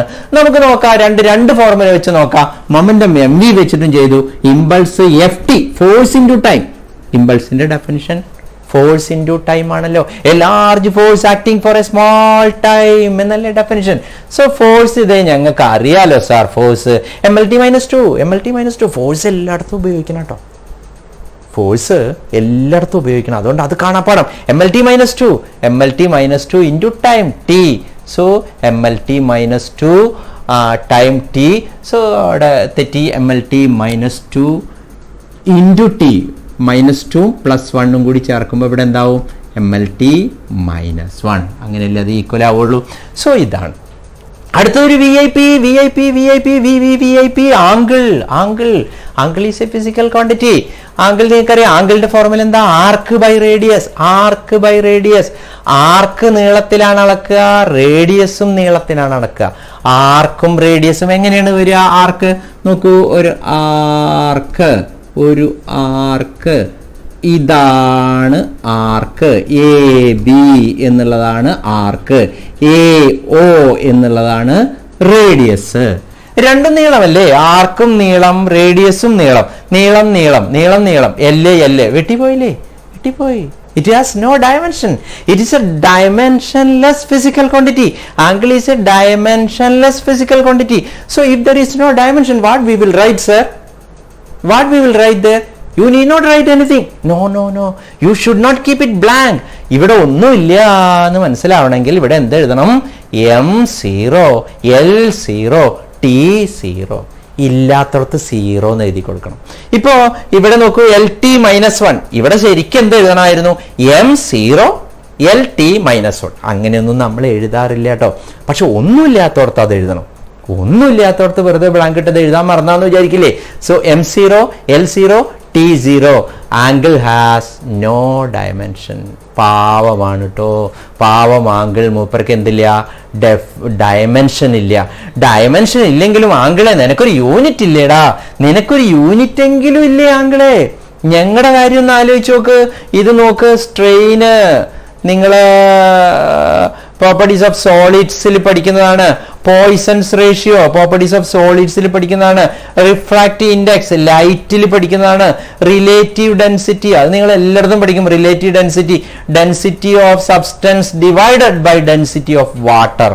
റിലേറ്റീവ് ഡെൻസിറ്റിയുടെ formula density of substance divided by density of water. Density വെട്ടിപ്പോയി, ഡയമെൻഷൻ ഇല്ല, ഡയമെൻഷനും ഇല്ല, യൂണിറ്റും ഇല്ല. എന്തിനാ ഞാൻ ഇങ്ങനെ പറയുന്നത്? ഡയമെൻഷനും ഇല്ല, യൂണിറ്റും ഇല്ലാത്തവരെ പ്രത്യേകം ഓർത്തോളൂ. Write some physical quantities which has no dimension and no unit. ഇതാ ഈ കിടക്കുന്ന ഒരു പാവങ്ങളാണ്, ദരിദ്രവാസികളാ. അവരെ നോക്കുമ്പോൾ ഇവൻ മെച്ചമാണ് അല്ലേ? എപ്പോഴും നമ്മൾ നമ്മുടെ താഴേക്ക് നോക്കണം. നമ്മുടെ ഇല്ലായ്മകളെ കുറിച്ചും നമ്മുടെ പ്രശ്നങ്ങളെ കുറിച്ചൊക്കെ വളരെ ബോധർ ചെയ്ത് നമ്മൾ വിഷമിച്ച് സങ്കടപ്പെട്ടിരിക്കുമ്പോൾ നമുക്ക് താഴെയുള്ള ആൾക്കാരെ കുറിച്ച് നോക്കുക. അവരെ കുറിച്ച് നമ്മുടെ വീടിന്റെ സൗകര്യമില്ലായ്മയും നമ്മുടെ വീട്ടിൽ ടോയ്ലറ്റുകളുടെ എണ്ണം കുറവ്, മുറിയുടെ എണ്ണം കുറവ് ആലോചിച്ച് വിഷമിക്കുമ്പോൾ എറണാകുളത്തൊക്കെ രാവിലെ 5 മണിക്ക് എത്തിക്കഴിഞ്ഞു കഴിഞ്ഞാൽ ഷട്ടറിനോട് ചേർന്ന് കിടന്ന്, ഷട്ടറിനോട് ചാരി കിടന്ന്, ഉടുത്തമുണ്ട് പുതച്ച് കിടക്കുന്ന, തലയിലേക്ക് വലിച്ചാൽ കാല് മറിയില്ല, കാലിലേക്ക് മറിച്ചാൽ തല മറിയില്ല, അങ്ങനെ കിടക്കുന്ന ഇഷ്ടം പോലെ ആൾക്കാരെ ഞാൻ കണ്ടിട്ടുണ്ട്. അതിശക്തമായ മഴ പുറത്ത് പെയ്യാണ്. ആകെ ഷട്ടറിനോട് അടുത്ത്, കടകളുടെ ഷട്ടറിനോട് ചേർത്ത ഒരു സ്ഥലത്ത് മാത്രമേയാണ് മഴ പെയ്യാത്തതുണ്ടാവുള്ളൂ. അതിൻ്റെ അപ്പുറത്ത് ധാരാളം പട്ടികൾ, നായ്ക്കളൊക്കെ അതേമാതിരി ചുരുണ്ട് കേടി കിടക്കുന്നുണ്ടാവും. നമ്മളെപ്പോലുള്ള മനുഷ്യർ, നമ്മൾ നമ്മുടെ വീട്ടിൽ മൂടി പുതച്ച് സുഖമായി കിടക്കയിൽ കിടന്നിട്ട് പിറ്റേ ദിവസം രാവിലെ എണീറ്റ് പറയും, ഓ എനിക്കൊരു ബൈക്കില്ല, എനിക്കൊരു കാറില്ല, എൻ്റെ മൊബൈൽ ഫോൺ വെറും 5000 രൂപയുടെ മൊബൈൽ ഫോണ്, ഒരു 50,000 രൂപയുടെ മൊബൈൽ. എപ്പോഴും താഴേക്ക് ചിന്തിക്കും, നമ്മുടെ താഴേക്ക് ചിന്തിക്കൂ. എങ്കിൽ നിങ്ങൾ എപ്പോഴും സന്തോഷവാനായിരിക്കും, എപ്പോഴും നിങ്ങൾ സന്തോഷവാനായിരിക്കും. ഗിവേഴ്സ് ഗെയിൻസ് എന്നാണ് പറയാ. നിങ്ങൾ മറ്റുള്ളവർക്ക് കൊടുക്കുമ്പോഴാണ്, നിങ്ങൾ മറ്റുള്ളവർക്ക് എന്തെങ്കിലും നൽകുമ്പോഴാണ് നിങ്ങൾ ഗെയിൻ ചെയ്യാൻ തുടങ്ങുന്നത്, നിങ്ങൾക്ക് ഗെയിൻ ചെയ്യാൻ തുടങ്ങുന്നത്. നമ്മൾക്ക് കൊടുക്കുന്ന എന്ത് വേണമെങ്കിൽ ആവാം. അറിവ് കൊടുക്കാം, പൈസ കൊടുക്കണമെന്നൊന്നുമില്ല, പൈസയൊക്കെ ഇപ്പം എല്ലാവർക്കും കൊടുക്കാൻ പറ്റൂ. പക്ഷെ നമുക്ക് സ്നേഹം കൊടുക്കാം, പുഞ്ചിരി കൊടുക്കാം, സൗഹൃദം കൊടുക്കാം അല്ലേ? സൗഹൃദം കൊടുത്തൂടെ? എത്ര ആൾക്ക് വേണേ പുഞ്ചിരി. ഞാൻ നേരത്തെ പറഞ്ഞില്ലേ പുഞ്ചിരിയെ കുറിച്ച്. നമ്മളൊരു പുഞ്ചിരി സൃഷ്ടിക്കുമ്പോൾ ഉടനെ മറ്റൊരു പുഞ്ചിരി സൃഷ്ടിക്കപ്പെടുകയാണ്. നിങ്ങളൊരു പ്രാവശ്യം ചിരിക്കുമ്പോൾ മറ്റൊരാൾ നിങ്ങളുടെ മുഖത്ത് നോക്കി ചിരിക്കുകയാണ്. വെറുതെ ലോകത്ത് 2 പുഞ്ചിരി സൃഷ്ടിക്കപ്പെടുകയാണ്. ധാരാളം ചിരികൾ സൃഷ്ടിക്കപ്പെടുമ്പോൾ ഈ ലോകം മുഴുവൻ സന്തോഷത്തിൽ അമരില്ലേ? അതിലും വലിയൊരു നേട്ടമുണ്ടോ? സോ അതുകൊണ്ട് സന്തോഷമായിരിക്കുക. ഞാൻ എപ്പോഴും പറയുന്നതാണ്, പഠിക്കുമ്പോഴും വായിക്കുമ്പോഴും വീട്ടിലിരിക്കുമ്പോഴും സന്തോഷമായിരിക്കുക. പരിമിതികളെക്കുറിച്ച് ആലോചിച്ച് ദുഃഖിക്കരുത്. പരിമിതികളോട് കൂടിയാണ് മനുഷ്യനെ ദൈവം ക്രിയേറ്റ് ചെയ്തിരിക്കുന്നത്. എല്ലാവിധ പരിമിതികളും തന്നുകൊണ്ടിട്ടാണ് ദൈവം മനുഷ്യനെ ക്രിയേറ്റ് ചെയ്തിരിക്കുന്നത്. എന്നിട്ട് കംപ്ലൈന്റ് ചെയ്ത മനുഷ്യനോട് പറഞ്ഞു, ഞാൻ ഇങ്ങനെയൊക്കെയാണ് നിർമ്മിച്ചിരിക്കുന്നത്, ഇതാണ് എൻ്റെ ഇഷ്ടം, പക്ഷേ ഈ പരിമിതികളെ മറികടക്കാൻ നിനക്ക് കഴിയും. അയ്യോ ദൈവമേ, എനിക്ക് 2 കൈയല്ലേ തന്നുള്ളൂ, ഈ 2 കൈ കൊണ്ട് ഞാൻ എന്ത് ചെയ്യാനാ? 2 കൈയുമില്ലാത്ത അവനെ നോക്ക്, അവൻ പ്രവർത്തിക്കുന്നത് നോക്ക്, അവൻ ചെയ്യുന്നത് നോക്ക്, എന്തെല്ലാം കാര്യങ്ങളാണ് അവൻ ചെയ്യുന്നത്, അവനെ നോക്കി പഠിക്ക്. അയ്യോ ദൈവമേ, എനിക്ക് 2 കാലല്ലേ ഉള്ളൂ, ഈ 2 കാല് കൊണ്ട് ഈ സ്പീഡിലൊക്കെ ഓടാൻ പറ്റൂ, ഇത്രയൊക്കെയല്ലേ നടക്കാൻ പറ്റുള്ളൂ. ഒരു കാലുമില്ലാത്ത അവരെ നോക്ക്, ഒരു കാലുമില്ലാത്ത അവർ കൃഷിപ്പണി ചെയ്യുന്നു നോക്ക്, തെങ്ങ് കയറുന്നു നോക്ക്, എന്തെല്ലാം ചെയ്യുന്നു. പരിമിതികളെ മറികടക്കാനുള്ള എനർജി, ഊർജം, ശക്തി നിനക്ക് ഞാൻ തന്നിട്ടുണ്ട്, അത് നീ ഉപയോഗിക്കുക എന്നാണ് ഞാൻ പറഞ്ഞു വന്നത്. സന്തോഷമായിരിക്കണം എന്നാണ്. ലൈഫിനെ കുറിച്ച് കൂടി നമ്മൾ പഠിക്കണം. ഫിസിക്സ് പഠിക്കുമ്പോൾ നമ്മൾ അതിൻ്റെ കൂടെ എന്തുകൂടി പഠിക്കണം? ലൈഫിനെ കുറിച്ച്. ഫിസിക്സ് എന്നല്ല, എന്ത് പഠിക്കുമ്പോഴും. സോ ഇതൊക്കെയാണ് ഡയമെൻഷനെ കുറിച്ചുള്ള. അപ്പൊ നിങ്ങൾ ഡയമെൻഷൻ ഉള്ളവര്, ഡയമെൻഷൻ ഇല്ലാത്തവര്, യൂണിറ്റ് ഉള്ളവര്, യൂണിറ്റ് ഇല്ലാത്തവര്, ഒരേ ഡയമെൻഷൻ ഉള്ളവര്, അവരെയൊക്കെയാണ് പ്രത്യേകമായിട്ട് ഇവിടെ കൊണ്ട്. ഇതില് കോൺസ്റ്റൻസിനെ കുറിച്ച് പറയുമ്പോൾ കോൺസ്റ്റൻസ് 2 തരത്തിലുണ്ട്. കോൺസ്റ്റൻസ് ഡയമെൻഷൻ ഉള്ളവരുണ്ട്, ഇല്ലാത്തതുണ്ട്. ഉദാഹരണത്തിന് നമ്മുടെ പൈ 3.14 3.14 എന്ന് പറഞ്ഞ pi, it is a constant, it has no dimension. പക്ഷെ ചില കോൺസ്റ്റന്റിന് ഡയമെൻഷൻ ഉണ്ട്. ഉദാഹരണത്തിന് നമ്മൾ ഈ വർഷം പഠിക്കുന്ന ഒരു കോൺസ്റ്റന്റ് ആണ് gravitational constant. Newton's law of gravitation. ആ ഗ്രാവിറ്റേഷണൽ കോൺസ്റ്റന്റ്, ഗ്രാവിറ്റേഷണൽ കോൺസ്റ്റന്റിന്റെ ഡയമെൻഷൻ കാണൂ, ഇതാണ് ചോദ്യം. വളരെ ഈസി ആയിട്ട് നമുക്ക് ഒന്ന് കാണാം, ഒന്നോ രണ്ടെണ്ണം നമുക്ക് കാണാം, ബാക്കി നിങ്ങൾ ചെയ്യാം. അങ്ങനെ പല കോൺസ്റ്റന്റും നിങ്ങൾ കാണാം. സോ ഗ്രാവിറ്റേഷണൽ കോൺസ്റ്റന്റ് കാണാൻ പറഞ്ഞാൽ ഗ്രാവിറ്റേഷണൽ കോൺസ്റ്റന്റ് വരുന്ന ഒരു ഇക്വേഷൻ എഴുതുക. F is equal to Newton's law അല്ലേ? F is equal to G(m1 m2) divided by R square. ഇതല്ലേ formula, Newton's law of gravitation. അതില് നമുക്ക് ആരെ കണ്ട് dimension of G. Dimension of G കാണണേ ബാക്കി എല്ലാവരും ഇങ്ങോട്ട് കൊണ്ടുവരിക. ബാക്കി എല്ലാവരും ഇങ്ങോട്ട് കൊണ്ടുവന്ന എന്താവും? എഫ് ആർ സ്ക്വയർ ഇങ്ങോട്ട് കൊണ്ടുവരും, m1 m2 ഇങ്ങോട്ട് താഴേക്ക് വരും. അപ്പൊ എന്താ എഴുതുക? F R square divided by m1 divided by m2. Dimension substitute ചെയ്യൂ, എല്ലാം നിങ്ങൾക്ക് അറിയുന്നല്ലേ. ഫോഴ്സ് ഫോഴ്സ് ഫോഴ്സ് നമ്മൾ കാണാപ്പാടം പഠിച്ചില്ലേ sir? MLT -2 R square distance square distance L ആണെങ്കിൽ L സ്ക്വയർ. താഴെ മാസ് രണ്ട് ഗ്രഹങ്ങളാണെങ്കിൽ രണ്ട് ഗ്രഹങ്ങളുടെ മാസ് ഫണ്ടമെന്റൽ ഫിസിക്കൽ ക്വാണ്ടിറ്റി അല്ലേ സാർ? M എല്ലാം വെട്ടി ബാക്കിയുള്ളതൊക്കെ മുകളിലേക്ക് കൊണ്ടുപോയി ഒരെമ്മും വെട്ടി. ഇനി എം വെട്ടാനില്ല, അതുകൊണ്ട് നമുക്ക് എഴുതാം dimension formula of gravitational constant is equal to, നമുക്ക് ഡയമെൻഷണൽ ഇക്വേഷൻ ആയിട്ട് എഴുതാം. ആദ്യം MLT അങ്ങനെയാണല്ലോ, എം ഒന്ന് വെട്ടിപ്പോയി, ബാക്കി താഴെ ഒരു എം ഉണ്ട്, താഴെ ഒരു എം ഉള്ളത് മുകളിലേക്കാക്കി സ്റ്റൈലാക്കി എഴുതി. അപ്പൊ M-1 L സ്ക്വയർ അല്ല L2 L1 L2 total L3 T-2 ഒരു T വേറെ ഇല്ല, T-2 ഇങ്ങനെയാണ്. ഏതൊരു കോൺസ്റ്റന്റിന്റെയും ഡയമെൻഷൻ നിങ്ങളോട് കാണാൻ ചോദിച്ചു കഴിഞ്ഞാൽ നിങ്ങൾ ഇങ്ങനെയാണ് കണ്ടെത്തുക. അതിലുള്ളൊരു ഇക്വേഷൻ എഴുതുക. അതിലുള്ളൊരു ഇക്വേഷൻ എഴുതി ഉണ്ടാക്കിയിട്ട് അതിൽ നിന്ന് റീഅറേഞ്ച് ചെയ്യുക. നമുക്ക് പെട്ടെന്ന് മറ്റൊന്ന് നോക്കാം. ഏതാണ്? Find the dimension of Planck's constant H Planck's constant വരുന്ന ഫോർമുല എന്താ? E is equal to hν. Second ഇയറിൽ വരുന്ന ഇക്വേഷൻ ആണ് കേട്ടോ, പക്ഷെ ഇത് നിങ്ങൾ 10ാം ക്ലാസ്സിലൊക്കെ പഠിക്കുന്നത്. E is equal to hν, energy is equal to hν. Sir therefore H Planck's constant is equal to E divided by nu. Substitute ചെയ്യാം. Therefore, dimension of H is equal to Planck's constant dimension of E divided by dimension of nu. Dimension of E, energy work തന്നെയാണ്. ഒന്ന് വേണമെങ്കിൽ ആലോചിച്ചിട്ടൊക്കെ എഴുതാം. Work എന്ന് പറഞ്ഞാൽ force into distance ആണ്. അപ്പോൾ MLT -2 into distance, force ഇതാണ് ഇൻറ്റു ഡിസ്റ്റൻസ്. അപ്പോൾ ML2 T-2 divided by frequency എന്ന് പറഞ്ഞു കഴിഞ്ഞാൽ 1 ടൈം പീരിയഡ് ആണ്. Frequency is equal to frequency is the reciprocal of time period. ഓർമ്മയില്ലേ പഠിച്ചത്? ഓർമ്മയില്ലേ? വേവ്സ് ഓസിലേഷനിലൊക്കെ അല്ലേ? Frequency is the reciprocal of time period 1/t. So this is equal to, എല്ലാം കൂടി അറേഞ്ച് ചെയ്താൽ നമുക്ക് ഫോർമുലേറ്റ് തന്നെ എഴുതാം. M ഒന്ന് മാത്രമേ ഉള്ളൂ, L രണ്ടെണ്ണുണ്ട്. ഈ T അടിയിൽ കിടക്കുന്ന T ആവുകൊണ്ട് മുകളിലേക്ക് പോകും, അപ്പോൾ മാറില്ല. കാരണം T1 മുകളിലേക്ക് T1 തന്നെ. T-2 T1 T-2 T1. അപ്പൊ എന്തായി? T-1. ഇതാണ്, ഇങ്ങനെയാണ് കണ്ടുപിടിക്കുക. സോ രണ്ടെണ്ണം നമ്മൾ കണ്ടുപിടിച്ചില്ലേ. ഇനി എന്താ മൂന്നാമത്തെ ചെയ്യണോ? ശരി, നമുക്ക് എന്താ? Find the dimension of coefficient of viscosity. നിങ്ങൾ ഫ്ലൂയിഡ്സിൽ പഠിക്കുന്ന കോയിഫിഷ്യന്റ് ഓഫ് വിസ്കോസിറ്റിയുടെ ഫോർമുല അതിൽ വരുന്ന ഈറ്റ എന്നാണ് അതിന്റെ അക്ഷരം കേട്ടോ. F is equal to coefficient of viscosity eta area into velocity divided by length. ഇതാണ് ഫോർമുല അറിയണം. ഫോർമുല അറിയാണ്ട് നമുക്ക് ഒന്നും ചെയ്യാൻ പറ്റില്ല. സോ ഒരു ഡയമെൻഷൻ ഒരാളുടെ കണ്ടുപിടിക്കാൻ വന്നാൽ അയാൾ വരുന്ന ഒരു ഇക്വേഷനും അറിയണം, ആ ഇക്വേഷനിൽ ബാക്കിയുള്ള എല്ലാവരുടെ കാര്യങ്ങളും അറിയണം. അയാളുടെ വീട് എവിടെയെന്നും അറിയണം, അയാളുടെ വീട്ടിൽ വേറെ ആരൊക്കെ ഉണ്ടെന്നും അറിയണം. ജയൻ സാറിന്റെ ഡയമെൻഷൻ നിങ്ങൾക്ക് കാണണമെങ്കിൽ ജയൻ സാറിന്റെ വീട് എവിടെയെന്ന് അറിയണം, പിന്നെ ജയൻ സാറിന്റെ വീട്ടിൽ ബാക്കിയുള്ളവരൊക്കെ നിങ്ങൾക്ക് അറിയണം, എന്നാലേ മൂപ്പരെ കണ്ടുപിടിക്കാൻ പറ്റുള്ളൂ. അപ്പൊ വീട് കണ്ടുപിടിച്ചു. ഇതിൽ ആരെ കണ്ടുപിടിക്കുന്നത്? ഇതാണ് ഇപ്പോൾ ജയൻ സാർ, മൂപ്പരെയാണ് കണ്ടുപിടിക്കേണ്ടല്ലേ. അപ്പൊ മൂപ്പരെ മാത്രം അവിടെ നിർത്തിയ ഈറ്റ ഈസ് ഈക്വൽ ടു ബാക്കിയുള്ളവരൊക്കെ ഇങ്ങോട്ട് കൊണ്ടുവരിക, F into L divided by a into v. Okay, right.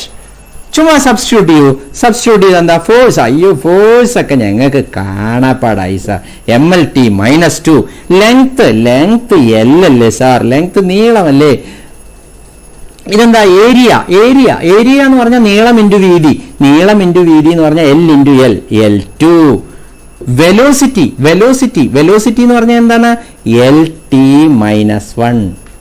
ഞാൻ പറയണത് എന്താ അറിയോ, ഡയമെൻഷൻസ് ഒക്കെ കാണാപ്പാടം പഠിക്കണം എന്ന് പറയണത് എന്തുകൊണ്ടാ? ഇങ്ങനെ പലതും സബ്സ്റ്റിറ്റ്യൂട്ട് ചെയ്യാൻ വരും. Velocity LT-1, acceleration LT-2, force MLT-2, ഇങ്ങനെ സബ്സ്റ്റിറ്റ്യൂട്ട് ചെയ്യാൻ കഴിയണം. ഇനി നമുക്ക് വെട്ടാൻ പറ്റുന്നതൊക്കെ വെട്ടിക്കളയാം. അതേ കിടക്കണു L1 വെട്ടിക്കളയാം, താഴെ മുകളിലല്ലേ. L ഇവിടെ ഒരു 1, ഇവിടുത്തെ 1ൽ 1 വെട്ടിക്കളഞ്ഞു. സോ ബാക്കിയുള്ളവരൊക്കെ നമുക്ക് കണ്ടെടുക്കാം. ബാക്കി ഇങ്ങോട്ട് എടുത്തു കഴിഞ്ഞാൽ എന്തൊക്കെ കിട്ടും? ഈറ്റ കോയിഫിഷ്യന്റ് ഓഫ് വിസ്കോസിറ്റിയുടെ ഡയമെൻഷൻ എന്ന് പറഞ്ഞാൽ M1 മാത്രമേ ഉള്ളൂ. എല്ല് മുകളിലുള്ളതൊക്കെ വെട്ടിക്കളഞ്ഞു, ഈ എല്ല് പോയി, ഈ എല്ലിൽ 1 ബാക്കിയുണ്ട്. അത് മുകളിലേക്ക് വരുമ്പോൾ എന്താവും? L-1. താഴെ കിടക്കുന്ന 1 അങ്ങോട്ട് വരുമ്പോൾ മൈനസ്. T-2 T-1 ഒരേ മാതിരത്തെ നെഗറ്റീവ് പവർ. അപ്പൊ വെട്ടിക്കളയാം. അല്ലെങ്കിൽ T-1ന് മുകളിലേക്ക് കൊണ്ടുപോകുമ്പോൾ എന്താവും? T+1 ആവും. അങ്ങനെ കൊണ്ടുപോവാ. അങ്ങനെ കൊണ്ടുപോയി കഴിഞ്ഞാൽ ഇവിടെ +1ഉം -2, +1ഉം -2 വന്നാൽ -1. സ്ക്വയർ ബ്രാക്കറ്റ് ഇട്ട് കൊടുക്കുക. Dimensional formula of coefficient of viscosity. Dimensional formula അവസാനിക്കുന്നില്ല, ഇതിനൊരു അന്ത്യമില്ല. ഏത് ഫിസിക്കൽ ക്വാണ്ടിറ്റിയുടെ വേണേ ചോദിക്കാം, പക്ഷെ സാധാരണഗതിയിൽ ഇതൊക്കെ ചോദിക്കുള്ളൂ കേട്ടോ. ഈ ഭാഗത്തുനിന്ന് വരുന്നൊക്കെ ഇതൊക്കെ തന്നെ ചോദിക്കുള്ളൂ. പക്ഷെ കൂടുതൽ പ്രിപ്പയർ ചെയ്യാൻ താല്പര്യമുണ്ടെങ്കിൽ, ഭാവിയിൽ എൻട്രൻസ് കോച്ചിനൊക്കെ പോകുന്നുണ്ടെങ്കിൽ തീർച്ചയായിട്ടും കൂടുതലൊക്കെ പ്രിപ്പയർ ചെയ്തോളൂ, വളരെ നല്ലതാണ്. സോ ഈ ഡയമെൻഷൻ ഇത്രയൊക്കെയാണ് നമുക്ക് പറയാനുള്ളത്. നമുക്ക് അടുത്ത സെക്ഷനിലേക്ക് പോവാം. അടുത്ത സെക്ഷൻ ഡയമെൻഷണൽ അനാലിസിസിന്റെ അപ്ലിക്കേഷൻസ് ആണ്. ഡയമെൻഷണൽ അനാലിസിസിന്റെ അപ്ലിക്കേഷൻ ഇത് എവിടെയൊക്കെയാണ് ഉപയോഗിക്കുന്നത്? വളരെ പ്രധാനപ്പെട്ട ഭാഗമാണ്. വളരെ പ്രധാനപ്പെട്ട ഭാഗം എന്ന് പറഞ്ഞാൽ അവിടുന്ന് ക്വസ്റ്റ്യൻസ് ഉറപ്പാണ്, തീർച്ചയായിട്ടും ചോദിക്കും. ഇവിടുത്തെ മാർക്കിന്റെ ഭൂരിഭാഗം അവിടെ നിന്നാണ്. 3 അപ്ലിക്കേഷൻസ് ആണ് നമ്മൾ പഠിക്കുന്നത്. ഒന്നാമത്തെ application, to check whether a given equation is dimensionally consistent or not. നിങ്ങളുമായി ഒരു ഇക്വേഷൻ തന്നു കഴിഞ്ഞാൽ അത് ഡയമെൻഷനലി കറക്റ്റ് ആണോ? ഒരു ഇക്വേഷനൊക്കെ ഉണ്ടാക്കുമ്പോൾ ഫിസിക്സിൽ ധാരാളം ഇക്വേഷൻ ഉണ്ടല്ലോ, ഇഷ്ടംപോലെ ഇക്വേഷൻ, നമുക്ക് യാതൊരു ക്ഷാമവുമില്ല, ഇഷ്ടംപോലെ ഇക്വേഷനാണ്. ആ ഇക്വേഷനൊക്കെ ഉണ്ടാക്കുന്നത് ഡയമെൻഷണൽ മെത്തേഡിലാണ്. ഡയമെൻഷണൽ മെത്തേഡിൽ ഉണ്ടാക്കുന്ന ഇക്വേഷനുണ്ട്, പ്രാക്ടിക്കൽ മെത്തേഡിൽ ഉണ്ടാക്കുന്ന ഇക്വേഷനുണ്ട്. ഡയമെൻഷണൽ മെത്തേഡിലാണ് മിക്കവാറും എല്ലാ ഇക്വേഷൻസും ഉണ്ടാക്കുന്നത്. അങ്ങനെ ആദ്യം ഡയമെൻഷനലി ഇക്വേഷൻ ശരിയാണോ എന്ന് നോക്കണം. നമുക്ക് ശരിയായ ചില ഇക്വേഷൻ എടുക്കാം. ഇതൊക്കെ നമ്മൾ പഠിച്ച ഇക്വേഷനാണ്. Equation of മോഷനിൽ S=ut + ½ at². ഇതെടുക്കുമ്പോൾ നിങ്ങൾ വിചാരിക്കും ഇതൊക്കെ വളരെ സിമ്പിൾ ഇക്വേഷൻ ആണല്ലോ, ഇതൊക്കെ എത്ര പ്രാവശ്യം എടുത്താൽ. പക്ഷെ ഈ ഇക്വേഷനൊക്കെയാണ് ചോദിക്കുക. ഇത് തന്നെയാണ് വീണ്ടും. എന്തുകൊണ്ടാണ് എല്ലാവരും ഇത് എടുക്കണമെന്ന് വെച്ചാൽ ഇത്തരം ഇക്വേഷനാണ് വീണ്ടും ചോദിക്കുക. അപ്പൊ നമുക്കൊരു സാധാ equation, to check S=ut + ½ at² dimensionally correct or not. എന്നിട്ട് ഇതിൽ ഓരോ സാധനങ്ങൾ തരും കേട്ടോ, ക്വസ്റ്റ്യനിൽ തരും. Where S is the displacement, U is the initial velocity, T is the time, half is half, A is the acceleration, T is the time. ഇങ്ങനെ ഓരോന്നും തരും. തന്നാലല്ലേ നമുക്ക് ഡയമെൻഷൻ ചേർക്കാൻ പറ്റൂ. ഇനി എങ്ങനെയാണ് ഇത് ഡയമെൻഷനലി കറക്റ്റ് ആണോ എന്ന് ചെക്ക് ചെയ്യുക? അത് ചെക്ക് ചെയ്യാൻ ഒരു പ്രിൻസിപ്പിൾ ഉണ്ട്. ആ പ്രിൻസിപ്പിൾ അത് വളരെ ഇമ്പോർട്ടൻ്റ് ആണ്. ഹോമോജെനിറ്റി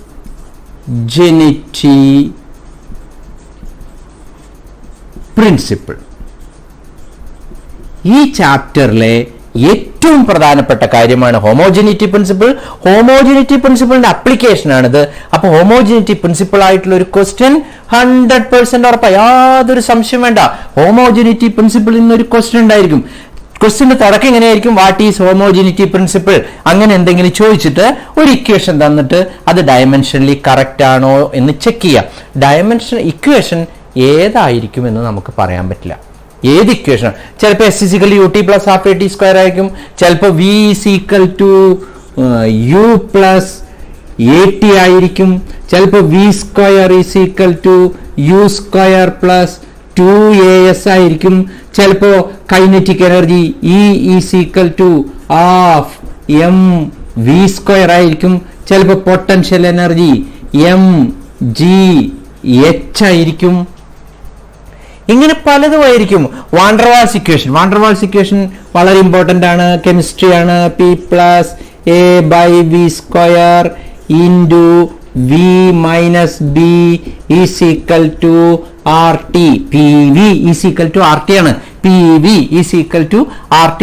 PV = RT ഐഡിയൽ ഗ്യാസ് ഇക്വേഷനിൽ ചെറിയ മാറ്റം വരുത്തിയതാണ്. P + a/v² v - b = RT. ഇവിടെ v വോളിയം ആണ്, ഇവിടെ v ഒക്കെ വെലോസിറ്റി ആണ്, ശ്രദ്ധിക്കണം. അപ്പൊ നമുക്കിതിനെ ബോൾഡ് v എന്ന് എഴുതാം. Bold v.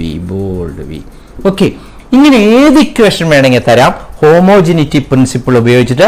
ആദ്യം നമുക്ക് ഹോമോജിനിറ്റി പ്രിൻസിപ്പിൾ എന്താന്ന് പറയാം, മനസ്സിലാക്കണം. ഹോമോജിനിറ്റി ഏകത, ഒരേപോലെ.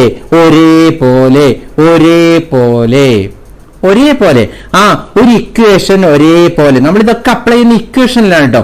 വെറുതെ ഒരു ഇക്വേഷൻ എഴുതാം. A = b + c. ഇതെന്ത് ഇക്വേഷൻ ആണ് സാർ? അല്ല, ഇങ്ങനെ ഒരു ഇക്വേഷൻ ഒന്നുമില്ല. വെറുതെ v = u + at എന്ന് പറഞ്ഞ മാതിരി ഒരു ഇക്വേഷൻ എഴുതി. ഇങ്ങനെ ഒരു ഇക്വേഷൻ തന്നാൽ ഹോമോജിനിറ്റി പ്രിൻസിപ്പിൾ പറയുന്നത് dimension of A = dimension of B = dimension of C. ഇതാണ് ഹോമോജിനിറ്റി പ്രിൻസിപ്പിൾ. ഹോമോജിനിറ്റി പ്രിൻസിപ്പിളിന്റെ ഡെഫിനിഷൻ ഒന്നും എഴുതാൻ അറിയില്ലെങ്കിൽ ഇങ്ങനെ എഴുതാം. If A = b + c is an equation, ഇതൊരു ഇക്വേഷൻ ആണെങ്കിൽ dimension of A = dimension of B = dimension of C ആയിരിക്കും. എന്താ അതിന്റെ അർത്ഥം? സിമ്പിൾ ആയിട്ട് പറഞ്ഞാൽ, ഒരു ഇക്വേഷനിലെ ഓരോ ടേം ഈ പ്ലസും മൈനസുമായി യോജിപ്പിക്കുന്നതൊക്കെ ടേമുകൾ എന്നാണ് പറയാ. ഇതിനെ LHS എന്നും പറയും, ഇതിനെ RHS എന്നും പറയും. LHS, RHS. ഇപ്പൊ ഇവിടെ C ഇല്ല എന്ന് വിചാരിക്കുക. C ഇല്ലെങ്കിൽ dimension of LHS = dimension of RHS എന്ന് പറയാം. ഒരു ടേമേ ഉള്ളെങ്കിൽ അത് പറയാലോ. രണ്ട് ടേം ഉള്ള കാരണം dimension of LHS = dimension of RHS എന്ന് പറയാൻ പറ്റില്ല. Dimension of LHS = dimension of each term of RHS എന്ന് പറയാം. അല്ലെങ്കിൽ ഈ ഇക്വേഷനിൽ 3 ടേം ഉണ്ട്, A, B, C. അപ്പൊ നമുക്ക് പറയാം, in an equation the dimension of each term are identical. In an equation the dimension of each term on RHS and each term of LHS are identical. Dimension എല്ലാവരുടെയും ഒരേപോലെ ആയിരിക്കണം. Same dimension ആണെങ്കിലേ equate ചെയ്യാൻ പറ്റൂ, same dimension ആണെങ്കിലേ കൂട്ടാൻ പറ്റൂ, same dimension ആണെങ്കിലേ കുറയ്ക്കാൻ പറ്റുള്ളൂ. ഇതാണ് ഹോമോജിനിറ്റി പ്രിൻസിപ്പിൾ. ഹോമോജിനിറ്റി പ്രിൻസിപ്പിളിന്റെ കൺസെപ്റ്റ്, അതിന്റെ ഫാക്ട്, അതിന്റെ ഐഡിയ ഇതാണ്. ഒരേ ഡയമെൻഷൻ ഉള്ളവരെ മാത്രമേ കൂട്ടാൻ പറ്റൂ, ഒരേ ഡയമെൻഷൻ ഉള്ളവരെ മാത്രമേ കുറയ്ക്കാൻ പറ്റൂ, ഒരേ ഡയമെൻഷൻ ഉള്ളവരെ മാത്രമേ ഇക്വേറ്റ് ചെയ്യാൻ പറ്റൂ. എന്നാൽ വ്യത്യസ്ത ഡയമെൻഷൻ ഉള്ളവരെ ഗുണിക്കാനും ഹരിക്കാനും പറ്റും. ഓർക്കണേ, വളരെ ഇമ്പോർട്ടന്റ്. വ്യത്യസ്തമാണ് ഡയമെൻഷൻ. രണ്ടാളുകൾ എന്നിട്ട് പറഞ്ഞു, ഞങ്ങളുടെ ഡയമെൻഷൻ വേറെയാണ് കേട്ടോ, ഞങ്ങളുടെ രണ്ടാളുടെയും ഡയമെൻഷൻ വേറെയാണ്. എന്നാ വേണമെങ്കിൽ നിങ്ങളെ ഗുണിച്ചു തരാം, ഹരിച്ചു തരാം. അപ്പൊ വേറെ രണ്ടാളും, ഞങ്ങൾ രണ്ടാളും ഒരേ ഡയമെൻഷൻ ആട്ടോ, ഒരേ ഡയമെൻഷൻ ആണെങ്കിൽ നിങ്ങളെ വേണമെങ്കിൽ കൂട്ടാം, കുറയ്ക്കാം, ഇക്വേറ്റ് ചെയ്യാം, ഗുണിക്കും ചെയ്യാം, ഹരിക്കും ചെയ്യാം. ഒരേ ഡയമെൻഷനുള്ളവരെ എന്തും ചെയ്യാം, ഒരേ ഡയമെൻഷനുള്ള ടേമുകളെ എന്തും ചെയ്യാം. വ്യത്യസ്ത ഡയമെൻഷനുള്ളവരെ എന്തും ചെയ്യാൻ പറ്റില്ല. നോക്കൂ, ഒരു വീട്ടിൽ ഒരേ ഡയമെൻഷനുള്ളവരാണെങ്കിൽ അവർ എങ്ങനെയും ചേർന്ന് പോകും, ഏതവസ്ഥയിലും ചേർന്ന് പോകും, എന്ത് ദുരന്ത മുഖത്തും അവർ ചേർന്ന് വെക്കും. ഒരേ ഡയമെൻഷനുള്ളവരായിരിക്കണം. വ്യത്യസ്ത ഡയമെൻഷനുള്ളവര് വീട്ടിൽ കഷ്ടകാലം വരുമ്പോഴോ പ്രശ്നങ്ങൾ വരുമ്പോഴോ ചേർന്ന് നിന്നോളന്നില്ല. അവരെ ഗുണിക്കാനും ഹരിക്കാനും മാത്രമേ പറ്റുള്ളൂ, എല്ലാത്തിനും പറ്റില്ല. ജീവിതവുമായി ബന്ധമുണ്ട്, ഫിസിക്സിന് ജീവിതവുമായി ബന്ധമുണ്ട്, ജീവിതവുമായി ബന്ധപ്പെടുത്തണം. ഇതാണ് ഡയമെൻഷനൽ ചെക്ക് ചെയ്യാനുള്ള homogeneity principle. Once again, the dimension of each term in an equation is identical. അല്ലെങ്കിൽ അതിൻ്റെ നമ്മുടെ ഭാഷ ഒരേ ഡയമെൻഷനുള്ളവരെ കൂട്ടാൻ പറ്റൂ. വീണ്ടും ഒരു കാര്യം ശ്രദ്ധിച്ചോളൂ, എവിടെങ്കിലും രണ്ടാൾക്കാരെ കൂട്ടിയിട്ടുണ്ടെങ്കിൽ അവരുടെ ഡയമെൻഷൻ സെയിം ആണെന്നാണ് അതിൻ്റെ അർത്ഥം. ഇപ്പൊ നോക്കൂ, ഇവിടെ P പ്ലസ് A/V² കൂട്ടിയിട്ടുണ്ടെങ്കിൽ അതിൻ്റെ അർത്ഥം ഈ Pയുടെ ഡയമെൻഷൻ തന്നെയാണ് A/V² ഡയമെൻഷനും. ഇതാ V - B കുറച്ചിട്ടുണ്ടെങ്കിൽ ഈ വീട് അതേ ഡയമെൻഷനാണ് ബിക്കും. ഈ ബ്രാക്കറ്റും കൂടി ഗുണിച്ചിട്ടുണ്ട്, അതിന്റെ അർത്ഥം അവർ തമ്മിൽ ഒരേ ഡയമെൻഷൻ ആവണമെന്നില്ല. അല്ല എന്ന് പറയാൻ പറ്റില്ല, ആവണമെന്നില്ല. അങ്ങനെയും ക്വസ്റ്റ്യൻ വരും. രണ്ട് തരത്തിൽ നിന്നാണ് ഇന്ന് ക്വസ്റ്റ്യൻ. ഓർക്കൂ, ഞാൻ ക്ലാസ് എടുക്കുമ്പോൾ ഓർക്കൂ എന്ന് പറയുന്നത്, ഓർക്കണം എന്ന് പറയുന്നത്, ഓർക്കണം, അപ്പൊ തന്നെ ഓർക്കാൻ വേണ്ടിയിട്ടാണ്. എന്താ ഇത്? ഡയമെൻഷനലി കറക്റ്റ് ആണോ എന്ന് ചെക്ക് ചെയ്യാനും ഉപയോഗിക്കാം ഹോമോജനിറ്റി പ്രിൻസിപ്പിൾ. ഈ മെത്തേഡ് അപ്ലൈ ചെയ്തിട്ട് വേറൊരാളുടെ ഡയമെൻഷൻ കണ്ടുപിടിക്കാനും പറ്റും. ഇപ്പൊ നോക്കൂ, പിയും A+V² കൂട്ടി. ഇതിന്റെ രണ്ടാളുടെയും ഡയമെൻഷൻ ഒന്നായിരിക്കണം. പിയുടെ ഡയമെൻഷനും A/V² ഡയമെൻഷനും സെയിം ആയിരിക്കണം.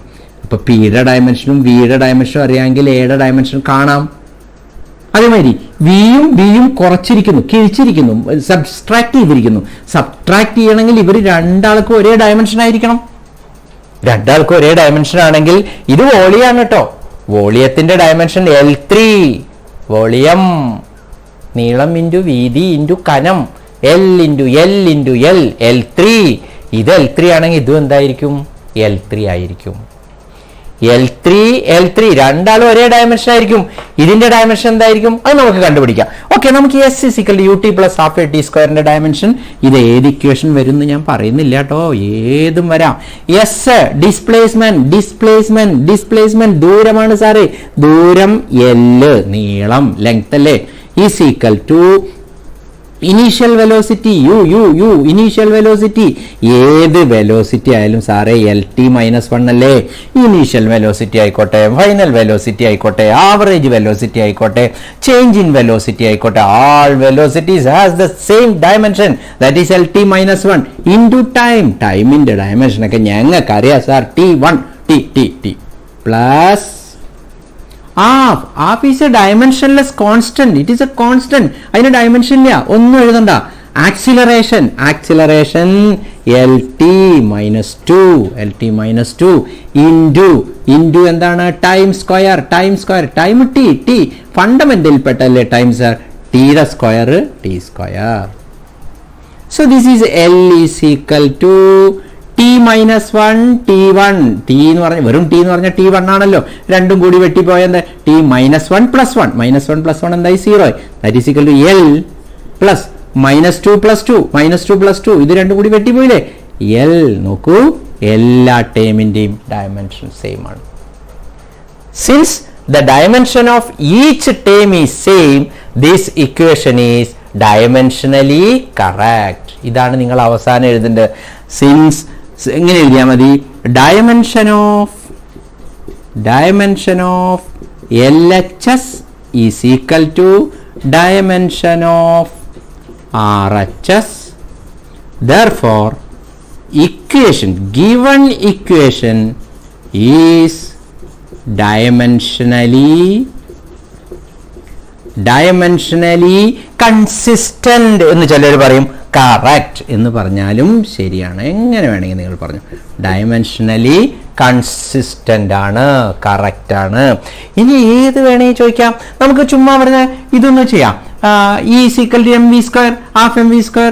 ഈ എനർജിയുടെ ഡയമെൻഷൻ ഇതാ, E is equal to half mv². ശരിയാണോ? ഇത് ശരിയാണോ? ഇതൊക്കെ ശരിയാണ് സാർ, ഇതൊക്കെ ഞങ്ങൾക്കറിയാം. എനർജി, കൈനറ്റിക് എനർജിയുടെ ഫോർമുല ഹാഫ് mv², പൊട്ടൻഷ്യൽ എനർജിയുടെ ഫോർമുല mgh. അതൊക്കെ കറക്റ്റായി ശാസ്ത്രജ്ഞന്മാരെ എന്നോ കണ്ടുപിടിച്ച് എത്ര കാലമായിട്ട് ഞങ്ങൾ പഠിച്ചുകൊണ്ടിരിക്കുക. അതും അല്ല, ശരിയാണ്. എന്നാലും ഒന്ന് ചെക്ക് ചെയ്യേ, ചുമ്മാ ഒന്ന് ചെക്ക് ചെയ്യേ. സോ ഈ ഭാഗത്തും ആ ഭാഗത്തും ഡയമെൻഷൻ സബ്സ്റ്റിറ്റ്യൂട്ട് ചെയ്യുക. ഈ ഭാഗത്ത് എന്താ? എനർജി. അയ്യോ, എനർജിയുടെ ഡയമെൻഷൻ, എനർജി വർക്കല്ലേ എനർജി വർക്ക്. വർക്ക് ഞങ്ങൾക്ക് കണ്ടുപിടിക്കാൻ അറിയാം സാർ. വർക്ക് എന്ന് പറഞ്ഞാൽ ഫോഴ്സ് ഇൻറ്റു ഡിസ്പ്ലേസ്മെന്റ്. കാണാപ്പാടം പഠിച്ചവർക്ക് അത് വേറെ സബ്സ്റ്റിറ്റ്യൂട്ട് ചെയ്യുക. ml2t-2 എങ്ങനെ വന്ന്? Force mlt-2 into displacement. അപ്പോൾ ഒരു എല്ലോണ്ട് കൂടി ഗുണിച്ചാൽ mlt-2നെ ഇൻറ്റു എല്ലോണ്ട് ഗുണിക്കുമ്പോൾ വർക്ക് കിട്ടും. അതാണ് എനർജി. ഈസ് ഈക്വൽ ടു ഹാഫിന് ഡയമെൻഷൻ ഒന്നുമില്ല, എം മാസിന്റെ ഡയമെൻഷൻ. ഇതൊക്കെ തരൂ കേട്ടോ. where m is the mass, v is the velocity, e is the kinetic energy. Kinetic എനർജിയുടെ ഡയമെൻഷൻ ഫോർമുല എന്താവും സാറേ? എല്ലാ എനർജിക്കും ഒരു ഡയമെൻഷൻ. കൈനറ്റിക് എനർജി ആയാലും പൊട്ടൻഷ്യൽ എനർജി ആയാലും ഏത് എനർജി ആയാലും എനർജിക്ക് ഒറ്റ ഡയമെൻഷനേ ഉള്ളൂ. അതെന്താണ്? അതിതാണ്. ഇതാ നമ്മൾ എഴുതി. എമ്മിന് പകരം എം സബ്സ്റ്റിറ്റ്യൂട്ട് ചെയ്തു. Velocity square. വെലോസിറ്റിയുടെ ഡയമെൻഷൻ LT-1, അതിന്റെ സ്ക്വയർ. സോ വീണ്ടും താഴത്തേക്ക് എഴുതുക. ml2t-2 is equal to ml². L2t-1 into 2 -1 into 2 -2 -1 all raised to 2. A raised to m all raised to n is equal to A raised to mn. പഠിച്ചിട്ടില്ലേ? So power rule എന്ന laws of exponents എന്നാണ് അതിന് പറയാം. So ഇങ്ങനെ നമുക്ക് ഇതും കണ്ടുപിടിക്കാം. അങ്ങനെ ഏതെങ്കിലും ഒരു ഫിസിക്കൽ ക്വാണ്ടിറ്റിയുടെ ഡയമെൻഷൻ ആയിരിക്കും ചോദിക്കുക. ഇനി അടുത്ത ക്വസ്റ്റ്യൻ ഫൈൻഡ് ദ, നമുക്കത് മായ്ച്ചിട്ട് എഴുതാം. ഏത്?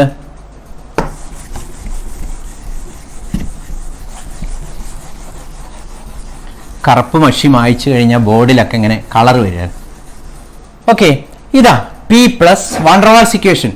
ഇമ്പോർട്ടൻറ്റ് ക്വസ്റ്റ്യൻ ആണ് കേട്ടോ. ഇത് ചോദിക്കുന്ന എൻ്റെ മനസ്സിങ്ങനെ പറയണം, ഒന്ന് നോട്ട് ചെയ്ത് വെച്ചോളൂ. Plus into V - B is equal to RT.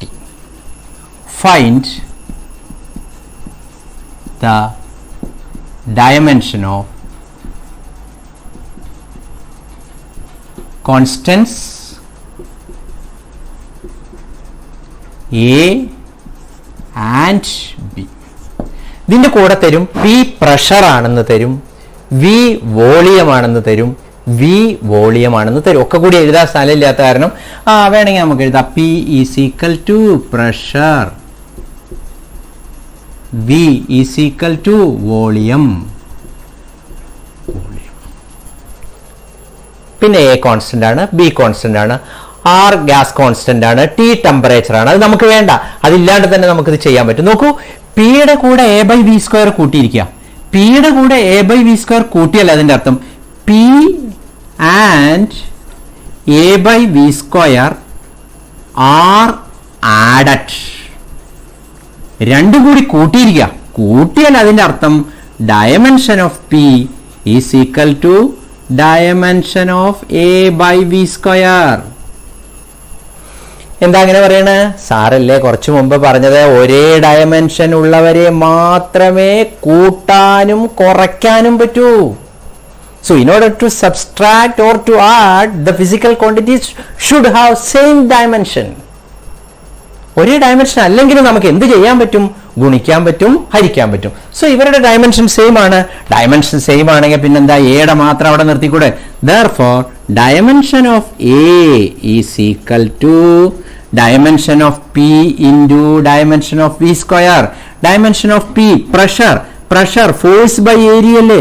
Pressure is equal to force by area into V². Volume square. ഇനി സബ്സ്റ്റിറ്റ്യൂട്ട് എങ്ങനെ? ഫോഴ്സ് എന്താണ്? MLT-2. ഞങ്ങൾക്ക് കാണാൻ പാടാണ് സാർ. Force MLT-2. ഏരിയ എങ്ങനെ കാണാം? നീളം ഇൻറ്റു വീതി, നീളം ഇൻറ്റു വീതി, നീളം ഇൻറ്റു വീതി, വീതിയും നീളവും നീളം തന്നെയാണ്, രണ്ടും ലെങ്ത് ആണ്. L2, L into L2. Volume എന്താണ്? വോളിയം സ്ക്വയർ ആണ്. വോളിയം സ്ക്വയർ, വോളിയം എന്ന് പറഞ്ഞാൽ L3 ആണ്. L3യുടെ സ്ക്വയർ. ഇതാണ് ഡയമെൻഷൻ ഓഫ് എ. എങ്ങനെ L3 വന്ന്?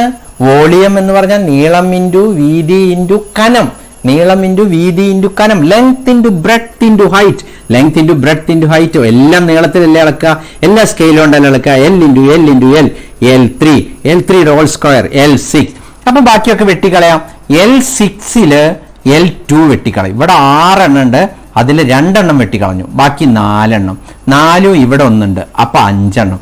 Therefore dimension of A is equal to, ഓരോരുത്തരായിട്ട് എഴുതുക.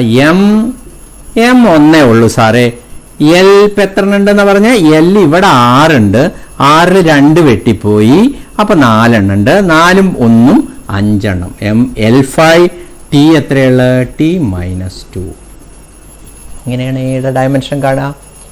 ബിയുടെ ഡയമെൻഷൻ കാണാം. നോക്കൂ, dimension of V is equal to dimension of B because they are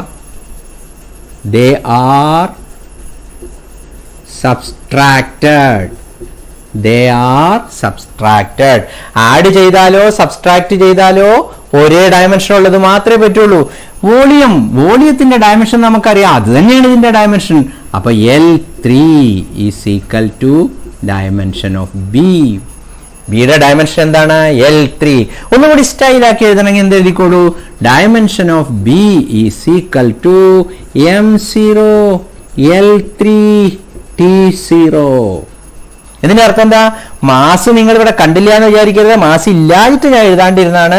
time കണ്ടില്ല എന്ന് വെച്ചിട്ട് തെറ്റിപ്പോയതാണെന്നും കരുതണ്ട. ടൈം ഇല്ലാത്തതുകൊണ്ടാണ് ഞാൻ എഴുതാണ്ടിരുന്നത്. അപ്പൊ ഇങ്ങനെ എഴുതുന്നതാണ് അതിന്റെ ശരി. അപ്പൊ ഇങ്ങനെ 2 ആപ്ലിക്കേഷനാണ്. Very important question, very important question. ഓർത്ത് വെച്ചോളൂ. ഈ ക്വസ്റ്റ്യൻ അല്ലെങ്കിൽ ഇതുപോലത്തെ ക്വസ്റ്റ്യൻ ഉറപ്പാണ്. ധാരാളം ഇക്വേഷൻസ് പ്രാക്ടീസ് ചെയ്യുക. ഒരു 2, 3, 4 ഇക്വേഷൻ ഇത് മതി. ഇത് അറിയാമെങ്കിൽ നിങ്ങൾക്ക് ഏത് ഇക്വേഷനും സോൾവ് ചെയ്യാം. അപ്പൊ ഇത് ഉറപ്പായിട്ടും ചോദിക്കും. ഇത്രയും ഗ്യാരണ്ടീഡ് ആയ ക്വസ്റ്റ്യൻ ഇല്ല. ഹോമോജിനിറ്റി പ്രിൻസിപ്പിൾ എഴുതി വെച്ചോളൂ നിങ്ങൾ. ഹോമോജിനിറ്റി പ്രിൻസിപ്പിളിൽ നിന്നൊരു ക്വസ്റ്റ്യൻ ഉറപ്പാണ്. അത് checking the dimensional correctness of an equation. ഇത് കൂടാതെ ഇനി നമുക്ക് 2 ആപ്ലിക്കേഷനാണ് ഉള്ളത്. അടുത്തതും വളരെ പ്രധാനപ്പെട്ട ഒരു ആപ്ലിക്കേഷനാണ്. ആ application to derive the equation for a physical quantity. ഒരു ഫിസിക്കൽ ക്വാണ്ടിറ്റിയുടെ ഇക്വേഷൻ ഡിറൈവ് ചെയ്യാൻ ഡയമെൻഷണൽ മെത്തേഡ് നമുക്ക് ഉപയോഗിക്കാം. രണ്ടാമത്തെ, വീണ്ടും നിങ്ങൾ ഓർക്കണം, 3 ആപ്ലിക്കേഷൻ. ഡയമെൻഷണൽ കറക്റ്റ്നെസ് ചെക്ക് ചെയ്യാൻ, ഇക്വേഷൻ ഡിറൈവ് ചെയ്യാൻ, പിന്നെ യൂണിറ്റ് കൺവേർട്ട് ചെയ്യാൻ. ഒരു യൂണിറ്റിൽ നിന്ന് വേറൊരു യൂണിറ്റിലേക്ക് ഫിസിക്കൽ ക്വാണ്ടിറ്റി കൺവേർട്ട് ചെയ്യാൻ. ഇതാണ് 3 ആപ്ലിക്കേഷൻ. രണ്ടാമത്തെ ആപ്ലിക്കേഷൻ നമുക്ക് നോക്കാം. നോക്കൂ, ഈ ഭാഗത്തുനിന്ന് ചോദിക്കുന്ന ഏറ്റവും ഇമ്പോർട്ടൻ്റ് ആയ 2 ക്വസ്റ്റ്യൻ. ഒന്നാമത്തെ, derive the equation for time period of a simple pendulum. Simple പെൻഡുലത്തിന്റെ ടൈം പീരിയഡിനുള്ള ഫോർമുല. സിമ്പിൾ പെൻഡുലത്തിന്റെ ടൈം പീരിയഡിനുള്ള ഫോർമുല നിങ്ങൾക്കറിയാം. T is equal to 2π into root of L/G. ഇതാണ് ആ ഫോർമുല. ഈ ഫോർമുല മെത്തേഡ് ഓഫ് ഡയമെൻഷൻ പ്രകാരം ഉണ്ടാക്കിയതാണ്. മെത്തേഡ് ഓഫ് ഡയമെൻഷൻ പ്രകാരം LG ഉണ്ടാക്കാൻ പറ്റും, പക്ഷേ 2π ഉണ്ടാക്കാൻ പറ്റില്ല. കോൺസ്റ്റന്റ് നമുക്ക് മെത്തേഡ് ഓഫ് ഡയമെൻഷൻ പ്രകാരം ഉണ്ടാക്കാൻ പറ്റില്ല. അത് നമ്മൾ പ്രാക്ടിക്കലി ഉണ്ടാക്കുന്നതാണ്. ഈ ഡെറിവേഷൻ നിങ്ങൾ പഠിച്ചിട്ടുണ്ടാവും, ഇതെല്ലായിടത്തും എടുക്കുന്നതാണ്, വളരെ ഇമ്പോർട്ടൻ്റ് ആണ്. അപ്പം ഞാൻ വേറൊന്ന് ചെയ്യാം, അതേപോലെ തന്നെ ചോദിക്കാൻ സാധ്യതയുള്ള മറ്റൊരു ക്വസ്റ്റ്യൻ ആണ് ഇത്. Derive an expression for centripetal force centripetal force depends upon mass m, velocity v and radius of path r. അത് ക്വസ്റ്റ്യനിൽ തരും. അതായത് നിങ്ങൾക്ക് എന്തിന്റെ ഫോർമുലയാണ് കാണേണ്ടത്, ആ ഫോർമുല എന്തിനൊക്കെ ഡിപ്പെൻഡ് ചെയ്യുന്നു എന്ന് നിങ്ങൾക്ക് ക്വസ്റ്റ്യനിൽ തന്നെ തരും. ഇപ്പൊ ഇതിലാണെങ്കിൽ ഇങ്ങനെ ക്വസ്റ്റ്യനിൽ തരും. ഞാനിവിടെ സ്ഥലമില്ലാത്ത കാരണം മുഴുവൻ എഴുതിയില്ല എന്ന് മാത്രം. Time period of simple pendulum depends on the length of the pendulum, acceleration due to gravity, mass of the bob എന്നൊക്കെ തരും. മാസ് ഓഫ് ദി ബോബ് എന്നൊക്കെ തന്നിട്ട് അവസാനം നമുക്കത് ഡിപ്പെൻഡ് ചെയ്യുന്നില്ല എന്ന് കണ്ടുപിടിക്കാം. പക്ഷെ സാധ്യതയുള്ള എല്ലാതും തരും. ഇവിടെ നമുക്ക് തന്നിട്ടുണ്ട് സെൻട്രിപീറ്റൽ ഫോഴ്സ്. സെൻട്രിപീറ്റൽ ഫോഴ്സ് നിങ്ങൾക്കറിയാം, പ്രത്യേകിച്ച് പറയുന്നു വേണ്ട. ഏതൊരു സർക്കുലാർ മോഷൻ നടക്കണമെങ്കിലും അവിടെ ഒരു സെൻട്രിപീറ്റൽ ഫോഴ്സ് വേണം. ഏതൊരു മോഷൻ നടക്കണമെങ്കിലും ഒരു ഫോഴ്സ് വേണം. അത് നമ്മുടെ ജീവിതത്തിലൊക്കെ വളരെ ഇമ്പോർട്ടൻ്റ് ആണ്. എന്തെങ്കിലും ഒരു ലക്ഷ്യത്തിലേക്ക് നീങ്ങണമെങ്കിൽ, ഏതെങ്കിലും ഒരു ലക്ഷ്യത്തിലേക്ക് ശക്തമായി കുതിക്കണമെങ്കിൽ ഭയങ്കരമായൊരു പുഷ് വേണം, നമുക്കൊരു ഫോഴ്സ് വേണം. അത് ആഗ്രഹമാണ് നമ്മുടെ ഫോഴ്സ്. നമുക്ക് ഒരു ലക്ഷ്യം വെച്ച് ആ ലക്ഷ്യത്തെ ആഗ്രഹത്തോടു കൂടി കണ്ടു കഴിഞ്ഞാൽ നമുക്ക് അവിടേക്കുള്ള യാത്ര വളരെ ഈസി ആയിരിക്കും, വളരെ സ്പീഡി ആയിരിക്കും. അപ്പോൾ സർക്കുലാർ മോഷനിലെ ഒരു ഫോഴ്സ്, ഒരു യാത്ര നടക്കണമെങ്കിൽ അല്ലെങ്കിൽ ഒരു മോഷൻ നടക്കണമെങ്കിൽ, സർക്കുലാർ മോഷൻ നടക്കണമെങ്കിൽ സെന്ററിലേക്ക് ഒരു ഫോഴ്സ് വേണം. നോക്കൂ, ഭൂമി സൂര്യന് ചുറ്റും ഇങ്ങനെ കറങ്ങണമെങ്കിൽ ഭൂമി എങ്ങനെ പിടിച്ചു നിർത്തണം. സൂര്യൻ പിടിച്ചു നിർത്തുന്ന ആരാ? അവർ തമ്മിലുള്ള ഗ്രാവിറ്റേഷണൽ ഫോഴ്സ് ആണ്. ഗ്രാവിറ്റേഷണൽ ഫോഴ്സ്, അതിനെയാണ് സെൻട്രിപീറ്റൽ ഫോഴ്സ് എന്ന് പറയാം. സെൻട്രിപീറ്റൽ ഫോഴ്സിന്റെ ഫോർമുലയൊക്കെ നമുക്കറിയാം. നമ്മളിത് ചെയ്യുന്നതിന് മുമ്പ് തന്നെ അറിയാത്ത മാതിരിയാണ് നമ്മൾ ചെയ്യുക, അറിയാത്ത മാതിരി നമ്മൾ അഭിനയിക്കുക. പക്ഷെ സെൻട്രിപീറ്റൽ ഫോഴ്സിന്റെ ഫോർമുല എന്താണ്? F is equal to mv²/r. എല്ലാ എഫും എം എ ആയിരിക്കും, എല്ലാ എഫും എം എ ആയിരിക്കും. ഇവിടെ എ എന്താണ്? v²/r. അപ്പൊ ഒരു ഫോർമുല പഠിച്ചാൽ നമുക്ക് സെൻട്രിപീറ്റൽ ആക്സിലറേഷന്റെ ഫോർമുല കൂടി കിട്ടി. ഫ്രീ ആണത്. So F is equal to M A, എക്ക് പകരം v²/r. സോ തന്നിരിക്കുന്നു. എഫ് എന്തിനൊക്കെ ഡിപ്പെൻഡ് ചെയ്യുന്നു? എഫിനെ ഡിപ്പെൻഡ് ചെയ്യുന്ന mass, velocity, radius. Mass, velocity, radius ഇത് ഫോർമുലയിൽ ഉണ്ടാവാം. ഫോഴ്സിന്റെ ഫോർമുലയിൽ മാസ്, വെലോസിറ്റി, റേഡിയസ് ഉണ്ടാവും എന്ന് പറയാൻ വയ്യ. ഡിപ്പെൻഡ് ചെയ്യാൻ സാധ്യതയുണ്ട്. എങ്ങനെയൊക്കെയാണ് ഡിപ്പെൻഡ് ചെയ്യുക? ഡിപ്പെൻഡ് ചെയ്യുന്നത് ചിലപ്പോൾ m² ആവാം, ചിലപ്പോൾ v³ ആവാം, ചിലപ്പോൾ r⁴ ആവാം, ചിലപ്പോൾ r⁻⁻1 ആവാം. നമുക്ക് ഈ പവറുകളാണ് കണ്ടുപിടിക്കേണ്ടത്. ഈ മാസും വെലോസിറ്റിയും റേഡിയസും ഉണ്ട്. ഇപ്പൊ റേഡിയസ് ഡിപ്പെൻഡ് ചെയ്യുന്നില്ലെങ്കിൽ റേഡിയസ്⁻0 ആണ് വരിക. അപ്പൊ ഈ പവറുകൾ കണ്ടുപിടിക്കണം. അപ്പൊ ചുമ്മാ നമ്മൾ വെറുതെ നമ്പർ കൊടുക്കാം. F is proportional to m⁻a. എന്താണെന്ന് അറിയില്ല, എ എത്രയെന്ന് അറിയില്ല, അതൊക്കെ ഞങ്ങൾ കണ്ടുപിടിച്ചോളാം. v⁻b, v² ആവോ, v³ ആവോ, എത്ര v ഉണ്ട്? ഈ ഡിറൈവ്ഡ് ഫിസിക്കൽ ക്വാണ്ടിറ്റി ഈ v എത്ര എണ്ണം ഉണ്ട് അറിയില്ല. r⁻c. ഇങ്ങനെയാണ് ഫസ്റ്റ് സ്റ്റെപ്പ്. ഇതാണ്. ഏതൊരു ഡെറിവേഷൻ പഠിക്കുമ്പോഴും, ഫിസിക്സിലെ ഏതൊരു ഡെറിവേഷൻ പഠിക്കുമ്പോഴും ഇങ്ങനെയാണ്. സ്റ്റാർട്ടിങ് എവിടെ തുടങ്ങണം, എവിടെ അവസാനിക്കണം, പിന്നെ അതിൻ്റെ ഇടയിൽ ഇന്റർമീഡിയറ്റ് സ്റ്റെപ്പുകൾ, ലാൻഡിങ് പോയിന്റ്സ്, അതെങ്കിലും നിങ്ങൾ പഠിക്കണം. വീണ്ടും നിങ്ങൾ ശ്രദ്ധിക്കൂ, ഡെറിവേഷൻ നമ്മൾ ആദ്യത്തെ ഡെറിവേഷനാണ് എടുക്കുന്നത്. ഡെറിവേഷൻസ് നിങ്ങൾ പഠിക്കുമ്പോൾ സ്റ്റാർട്ടിങ്, എൻഡിങ്, ലാൻഡിംഗ് പോയിന്റ്. ഈ വർഷത്തെ പരീക്ഷയ്ക്ക് കുറച്ചുകൂടി പ്രത്യേകത ഉണ്ട്. 2 മണിക്കൂർ കൊണ്ട് ഒത്തിരി ക്വസ്റ്റ്യൻസ് എഴുതണ്ട. നമുക്ക് 100 മാർക്കിന്റെ ഒക്കെ എഴുതേണ്ടി വരും. അപ്പൊ ഡെറിവേഷനൊക്കെ പെർഫെക്റ്റ് ആയിട്ട് ഇങ്ങനെ എഴുതി പോവല്ല വേണ്ടത്. നമ്മൾ സ്റ്റാമ്പ് ദ ആൻസർ എന്നാ പറയാ. സ്റ്റാമ്പ് ചെയ്യാം, ടേ എന്ന് പറഞ്ഞാൽ എഴുതി വെക്കണം. ഒരു 2 മിനിറ്റ് കൊണ്ട് ഒരു ഡെറിവേഷനെ കണ്ട് എഴുതാൻ കഴിയണം. കാരണം നമ്മുടെ കയ്യിൽ ഇങ്ങനെ റെഡി ആവണം. അപ്പൊ സ്റ്റാർട്ടിങ് എന്താണ്?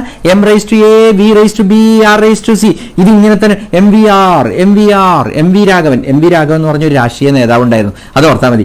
MVR ഈ ഓർഡർ തന്നെ പഠിക്കണം. അതേമാതിരി തന്നെ ഈ ടൈം പീരീഡിന്റെ വരുമ്പോൾ ആ ഓർഡർ നോക്കണം. അത് നമുക്ക് പറയാം. F is equal to mvr ABC എന്ന് കൊടുത്തു. പ്രപ്പോർഷണാലിറ്റി അല്ലേ? പ്രപ്പോർഷണാലിറ്റി മാറ്റാൻ എന്താ ചെയ്യുക? ഈക്വൽ ടു ആക്കുക. ഈക്വൽ ടു ഒരു കോൺസ്റ്റന്റ് കൊണ്ട് മൾട്ടിപ്ലൈ ചെയ്യുക. കോൺസ്റ്റന്റ് ഡയമെൻഷണൽ മെത്തേഡ് കണ്ടുപിടിക്കാൻ പറ്റില്ല കേട്ടോ.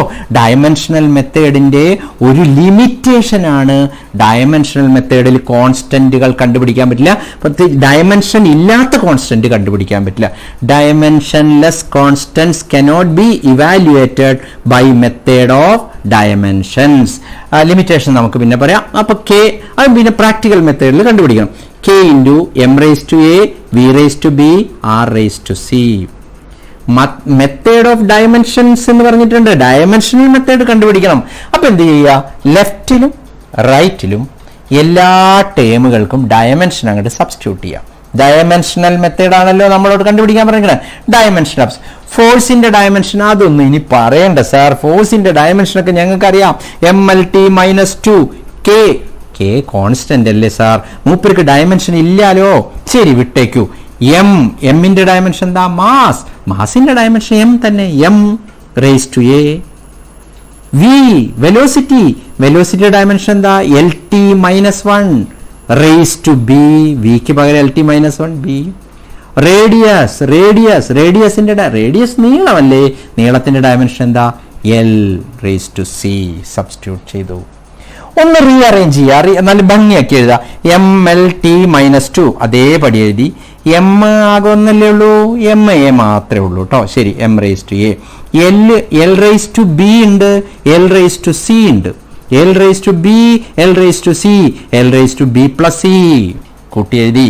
T⁻−1b, T⁻−1 all raised to b, T⁻−1b, T⁻−b. നോക്കൂ, ഇപ്പുറത്ത് M എന്തോ, L എന്തോ, T എന്തോന്നൊന്നും അറിയില്ല. M1 L1 T-2. ഇവിടെ നോക്കൂ, MA എന്തോ അറിയില്ല, LB+c അറിയില്ല, T⁻−b. പക്ഷേ ഹോമോജിനിറ്റി പ്രിൻസിപ്പിൾ പ്രകാരം അപ്പുറമുള്ളതൊക്കെ ഇപ്പുറമുള്ളത് തന്നെയാണ്, സെയിം ആണ്. If there is an equation, if it is dimensionally correct, the dimension on left side is equal to dimension of right side. That is homogeneity principle.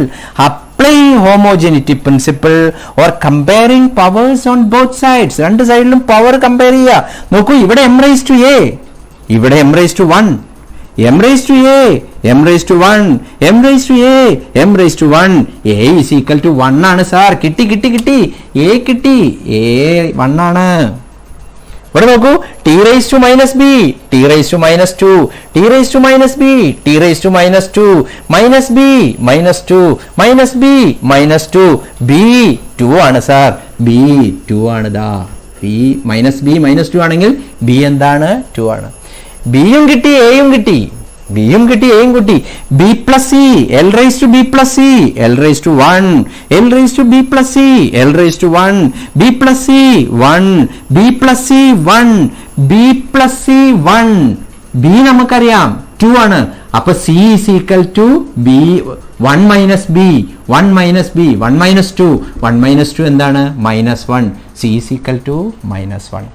a1 b2 c-1. This is the intermediate step. ഇത് നിങ്ങൾ ഓർത്ത് വെക്കണം. ഇത് എവിടെങ്കിലും ഇവിടെ തെറ്റിയാലും ഇത് തെറ്റരുത്. ഇതേ ഓർഡറിൽ എഴുതിയ MVR എന്ന് എഴുതിയാൽ എമ്മിന്റെ പവർ 1 ആയിരിക്കണം, വിയുടെ പവർ 2 ആയിരിക്കണം, ആറിന്റെ പവർ -1 ആയിരിക്കണം. അത് ഇതിൽ കൊടുന്ന് സബ്സ്റ്റിറ്റ്യൂട്ട് ചെയ്ത് നോക്കൂ.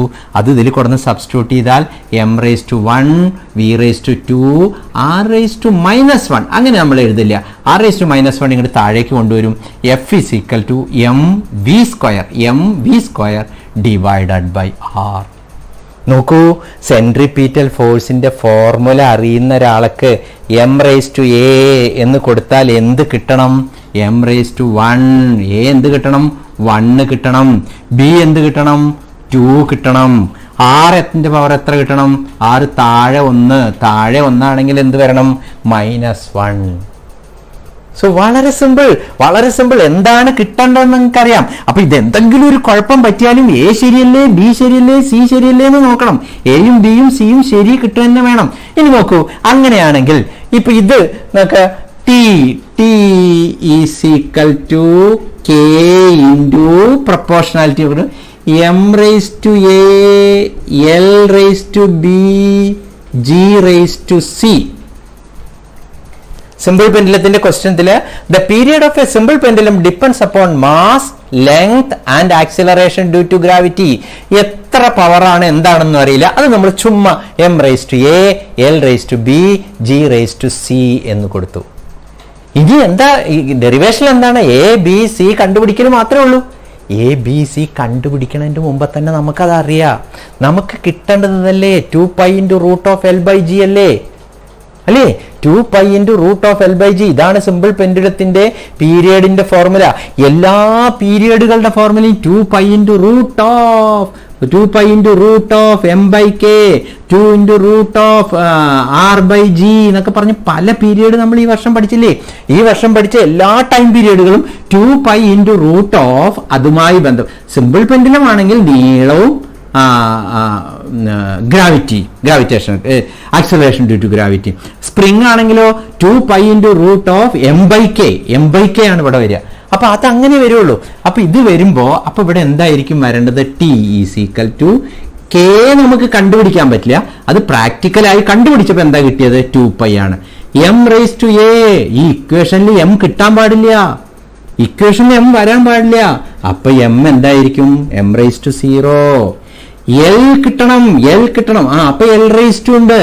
എല്ലിന്റെ പവർ എന്താ വരണ? റൂട്ടിന്റെ ഉള്ളിൽ l. റൂട്ടിന്റെ ഉള്ളിൽ l എന്ന് പറഞ്ഞ എന്താണ്? ഹാഫ്. ജി ഉണ്ടെങ്കിൽ എഴുതൂ. ജി എത്ര പവർ വരുന്നത്? ജി താഴെയാണെങ്കിൽ മൈനസ്.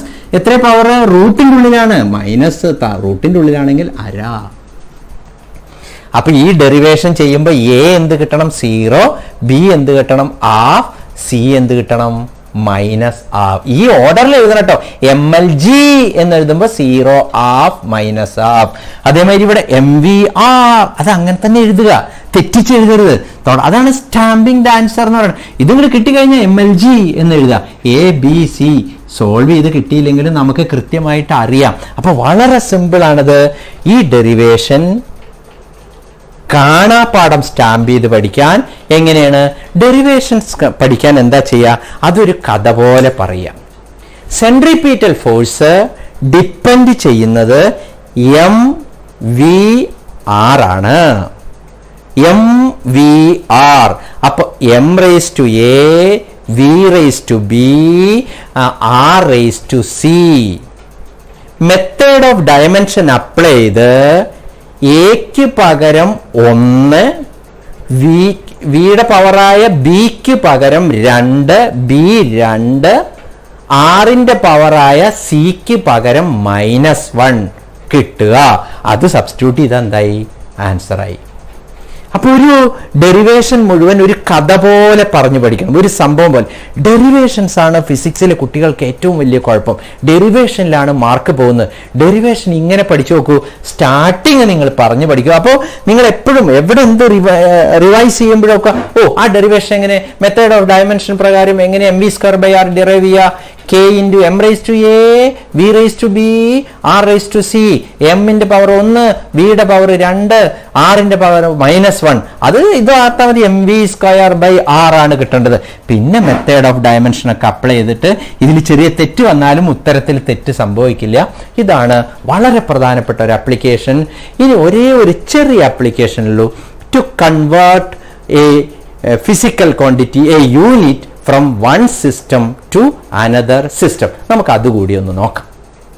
നോക്കൂ, ഡയമെൻഷണൽ അനാലിസിസിന്റെ അവസാനത്തെ ആപ്ലിക്കേഷനാണ്. ഏറ്റവും ചെറിയ ആപ്ലിക്കേഷനാണ്, ഏറ്റവും പ്രാധാന്യം കുറഞ്ഞതുമാണ്. ഈ ആപ്ലിക്കേഷനിൽ എന്താ ചെയ്യുന്നത് വെച്ചാൽ, ഒരു യൂണിറ്റ്, ഏതെങ്കിലും ഒരു ഫിസിക്കൽ ക്വാണ്ടിറ്റിയുടെ യൂണിറ്റ് SI സിസ്റ്റത്തിൽ തന്നു എന്ന് വിചാരിക്കുക. അത് CGS സിസ്റ്റത്തിൽ എത്രയാണ് എന്ന് കണ്ടുപിടിക്കണം. അതായത് to convert a unit from SI system to CGS or any other system, from one system to another system. ഒരു യൂണിറ്റിനെ ഒരു സിസ്റ്റത്തിൽ നിന്ന് വേറൊരു സിസ്റ്റത്തിലേക്ക് കൺവേർട്ട് ചെയ്യാം. ഇപ്പൊ ഞാൻ ഉദാഹരണത്തിൽ പറയാം. SI സിസ്റ്റത്തിൽ മാസ് കിലോഗ്രാം, അത് CGS സിസ്റ്റത്തിൽ എത്രയാണ്? 1000 ഗ്രാം ആണ്. 1000 ഒരു മൾട്ടിപ്ലിക്കേഷൻ നമ്പർ വരും. 10, 100, 1000, 10000, 1,00,000 അങ്ങനെ വരിക. കാരണം നമ്മൾ ഉപയോഗിക്കുന്നത് മെട്രിക് സിസ്റ്റമാണ്. നമ്മൾ ഒന്നുമായിട്ട് കമ്പയർ ചെയ്യുമ്പോൾ എപ്പോഴും 10 ഇരട്ടി, 100 ഇരട്ടി, 1000 ഇരട്ടി, മില്യൺ, ട്രില്യൺ, ബില്യൺ എന്നൊക്കെ പറയുന്നത് എന്തുകൊണ്ടാണ്? 10⁻⁹, 10⁻12 എന്നൊക്കെ പറയുന്നത് മെട്രിക് സിസ്റ്റമാണ് നമ്മൾ ഉപയോഗിക്കുന്നത്. അത് നമ്മൾ ഇവിടെ അപ്ലൈ ചെയ്യുക. Convert a unit from one system to another. That's very simple. That's a third application. So let us discuss this application with an example. The example is convert 1 Newton into dynes. Dynes അത്ര കേട്ട് പരിചയം ഉണ്ടാവില്ല. CGSലെ unit ആണ്, ഫോഴ്സിന്റെ unit ആണ് dynes. So SIയിലെ newton, അത് നിങ്ങൾക്ക് പരിചയം ഉണ്ടാവും. ഒരു ന്യൂട്ടൺ എത്ര ഡൈനാ? ഒരു ന്യൂട്ടൺ എത്ര ഡൈന? ഒരു ന്യൂട്ടൺ എത്ര ഡൈന എന്ന് ചോദിച്ചു കഴിഞ്ഞാൽ ഉത്തരം ഇതായിരിക്കും. 100 ഡൈൻ, 1000 ഡൈൻ, 10000 ഡൈൻ, ലക്ഷം ഡൈൻ, അങ്ങനെ മെട്രിക് ആണ്. ഈ ഉത്തരം ആദ്യം ഓർത്ത് വെച്ചോളൂ. 1 newton is equal to 10⁵ dynes. 10⁵. 10,0,0,0,0,4 ആകെ 5 0. സോ 10⁵ ഡൈൻസ് ആണ്. എങ്ങനെ ഇത് കൺവേർട്ട് ചെയ്യുക? വളരെ സിമ്പിൾ ആണ്. ഒരു ന്യൂട്ടൺ എന്ന് പറഞ്ഞാൽ ഒരു യൂണിറ്റ് ആണ്. SI സിസ്റ്റത്തിലെ ഒരു യൂണിറ്റ് ആണ് ഒരു ന്യൂട്ടൺ. ഒരു യൂണിറ്റ് എന്ന് പറഞ്ഞു കഴിഞ്ഞാൽ MLT-2. അതാണല്ലോ ഫോഴ്സിന്റെ ഡയമെൻഷൻ ഫോർമുല. അതായത് ഒരു യൂണിറ്റിൽ ഒരു മാസ് ഉണ്ട്, ഒരു ലെങ്ത് ഉണ്ട്, 2 ടൈം ഉണ്ട്. അതായത് SI സിസ്റ്റത്തിലെ ഒരു ഫോഴ്സ് എടുത്തു കഴിഞ്ഞാൽ അതിലൊരു മാസ് ഉണ്ട്, ഒരു ലെങ്ത് ഉണ്ട്, ഒരു 2 ടൈം ഉണ്ട്. ഡയമെൻഷൻ ഫോർമുല അറിഞ്ഞിരിക്കണം. അറിയാണ്ട് ഈ പ്രോബ്ലം ചെയ്യാനേ പറ്റില്ല. അപ്പോ MLT-2, 1 MLT-2. സാർ, ഈ എമ്മിന് പകരം ഗ്രാം കൊടുത്താൽ മതി, ഈ ലെങ്ത്തിന് പകരം സെന്റിമീറ്റർ കൊടുത്താൽ മതി, ഈ ടൈമിന് പകരം സെക്കൻഡ്. SIയിലും CGSലും സെക്കൻഡ് തന്നെ. അത് കൊടുന്നു കഴിഞ്ഞാൽ നമുക്ക് CGSൽ കിട്ടും. അപ്പൊ ഈ 1 ന്യൂട്ടൺ എന്ന് പറയുന്നത് 1 കിലോഗ്രാം മീറ്റർ സെക്കൻഡ് എന്നുള്ളത് കിലോഗ്രാം ഉള്ളിടത്ത് ഗ്രാം ആവണം, മീറ്റർ ഉള്ളിടത്ത് സെന്റിമീറ്റർ ആവണം, ഇവിടെ സെക്കൻഡ് ആവണം. അത് കൺവേർട്ട് ചെയ്താൽ എന്ത് കിട്ടും? അതാണ് CGS. വേഗം കൺവേർട്ട് ചെയ്യാം, വളരെ പെട്ടെന്ന്. 1 അവിടെ കിടന്നോട്ടെ. കിലോഗ്രാമിന് പകരം എന്ത് എഴുതി? 1000 ഗ്രാം. ഗ്രാമിനെ ഞാൻ ചെറിയ M നിട്ടു. ഇവിടെ കിലോഗ്രാമിന് വലിയ M ആണെങ്കിൽ ചെറിയ M ഡാഷ് എന്ന് എഴുതും, ചിലർ M1 എന്ന് എഴുതും, ഞാൻ ചെറിയ M എന്ന് എഴുതും. അപ്പോൾ ഒരു കിലോഗ്രാം 1000 ഗ്രാം. 1 metre 100 centimetre. ചെറിയ L, സോറി M അല്ല, ചെറിയ L. സെക്കൻഡ് തന്നെ. അവിടുത്തെ സെക്കൻഡും ഇവിടുത്തെ സെക്കൻഡും ഒന്ന് തന്നെ. അപ്പൊ ചെറിയ സെക്കൻഡ് ഒന്നും എഴുതേണ്ട കാര്യമില്ല, ഒന്ന് തന്നെയാണ്. ചെറിയ സെക്കൻഡ് എന്ന് എഴുതിയോണ്ട് കുഴപ്പമൊന്നുമില്ല. അപ്പോ 1000 അഡീഷണൽ വന്നു, 100 ഇവിടെ അഡീഷണൽ വന്നു, ഇവിടെ അഡീഷണൽ ഒന്നും വന്നില്ല. MLT-2 ആണ് CGSൽ ഒരു യൂണിറ്റ്. CGSൽ ഒരു യൂണിറ്റിന് നമ്മൾ ഡൈൻസ് എന്നാണ് പറയാ. അപ്പൊ ഈ നമ്പറിനെ അങ്ങോട്ട് പുറത്തേക്ക് എടുക്കുക. 10⁵3 1000, 10⁵2 100, 1000 കൂടി ഗുണിച്ചു കഴിഞ്ഞാൽ 10⁵3, 10⁵2, 10⁵5 ഇൻറ്റു MLT-2. ചെറിയ M ഗ്രാം, ചെറിയ L സെന്റിമീറ്റർ, T സെക്കൻഡ്. ഈ സാധനം എന്താണ്? CGS യൂണിറ്റ് ഓഫ് ഫോഴ്സ് ആണ്. അതിനെ പറയാൻ എന്താ? ഡൈൻസ് ആണ്. So 1 newton is equal to 10⁵5 dynes. ഇതാണ് ഒരു സാധ്യത. ഇതല്ലെങ്കിൽ പിന്നെ ചോദിക്കുക ആരാണ്? ജൂളിനെ എർഗായിട്ട് കൺവേർട്ട് ചെയ്യാണ്. ജൂള് SI സിസ്റ്റം ഓഫ് വർക്കാണ്. SI system of work. അതിന്റെ CGS യൂണിറ്റ് ആണ് എന്ത്? എർഗ്. അപ്പോൾ SI സിസ്റ്റത്തിൽ നിന്ന് CGS സിസ്റ്റത്തിലേക്ക് കൺവേർട്ട് ചെയ്യുമ്പോൾ അപ്പോൾ നിങ്ങൾക്ക് പെട്ടെന്ന് പറയാൻ പറ്റും. അപ്പോൾ ഡയമെൻഷൻ ഫോർമുല എഴുതുമ്പോൾ വർക്കിന്റെ ഡയമെൻഷൻ ഫോർമുല MLT-2. ഇത് ഫോഴ്സ് ഇൻറ്റു ഒരു എല്ലും കൂടി വരും. കാരണം ഫോഴ്സ് ഇൻറ്റു ഡിസ്പ്ലേസ്മെന്റ് അല്ലേ. അപ്പോൾ ഫോഴ്സ് ഇൻറ്റു ML2T-2. ഇത് കൺവേർട്ട് ചെയ്യുമ്പോൾ എത്ര വരിക? ഫോഴ്സ് അപ്പൊ കൺവേർട്ട് ചെയ്തു 10⁵5. ഫോഴ്സ് കൺവേർട്ട് ചെയ്തപ്പോൾ 10⁵5. ഒരു L അഡീഷണൽ ഉണ്ട്. അപ്പൊ ഒരു എല്ലും കൂടി വരും. എല്ലിന് പകരം L² വരും. L ഇൻറ്റു L വരും. അപ്പൊ ഒരു 100 കൂടി വരും. 1000 100 100 1000 100 100 കൂടി വരും. അതെങ്ങനെ 10⁵5 വന്ന അപ്പൊ എന്ത് വരും? 10⁻7 വരും. ഞാൻ അത് ചെയ്യുന്നില്ല, അത് ചെയ്യേണ്ട ആവശ്യമില്ല. ഈ ഡയമെൻഷൻ ഫോർമുല വെച്ച് നിങ്ങൾ ഒന്ന് ചെയ്തു നോക്കൂ. എങ്ങനെയാണ് കൺവേർട്ട് ചെയ്ത് കഴിഞ്ഞാൽ എമ്മിന് പകരം 1000 M, L2 ആണ് ഇവിടെ വരിക, L² ആണ്. L2 വരുമ്പോൾ എന്ത് വരും? 100 × 100 L എന്ന് വരും. ഇതിന് മാത്രമേ മാറ്റം വരുള്ളൂ. 100 × 100 L, T⁻2 തന്നെ, ഒരു വ്യത്യാസമില്ല. അപ്പോൾ 1000 × 100 × 100 അപ്പൊ 10⁻7 വരും. So 1 joule is equal to 10⁻7 ergs എന്നാണ് രണ്ടാമത്തെ ക്വസ്റ്റ്യൻ ചെയ്താൽ വരിക. ഇതാണ് ഡയമെൻഷനെ കുറിച്ചുള്ള ഭാഗങ്ങൾ. അവസാനം വേണമെങ്കിൽ സാധ്യത ഒക്കെ വളരെ കുറവാണ്, എന്നാലും ഡയമെൻഷണൽ അനാലിസിസിന്റെ ചില ലിമിറ്റേഷൻസ് ഉണ്ട്.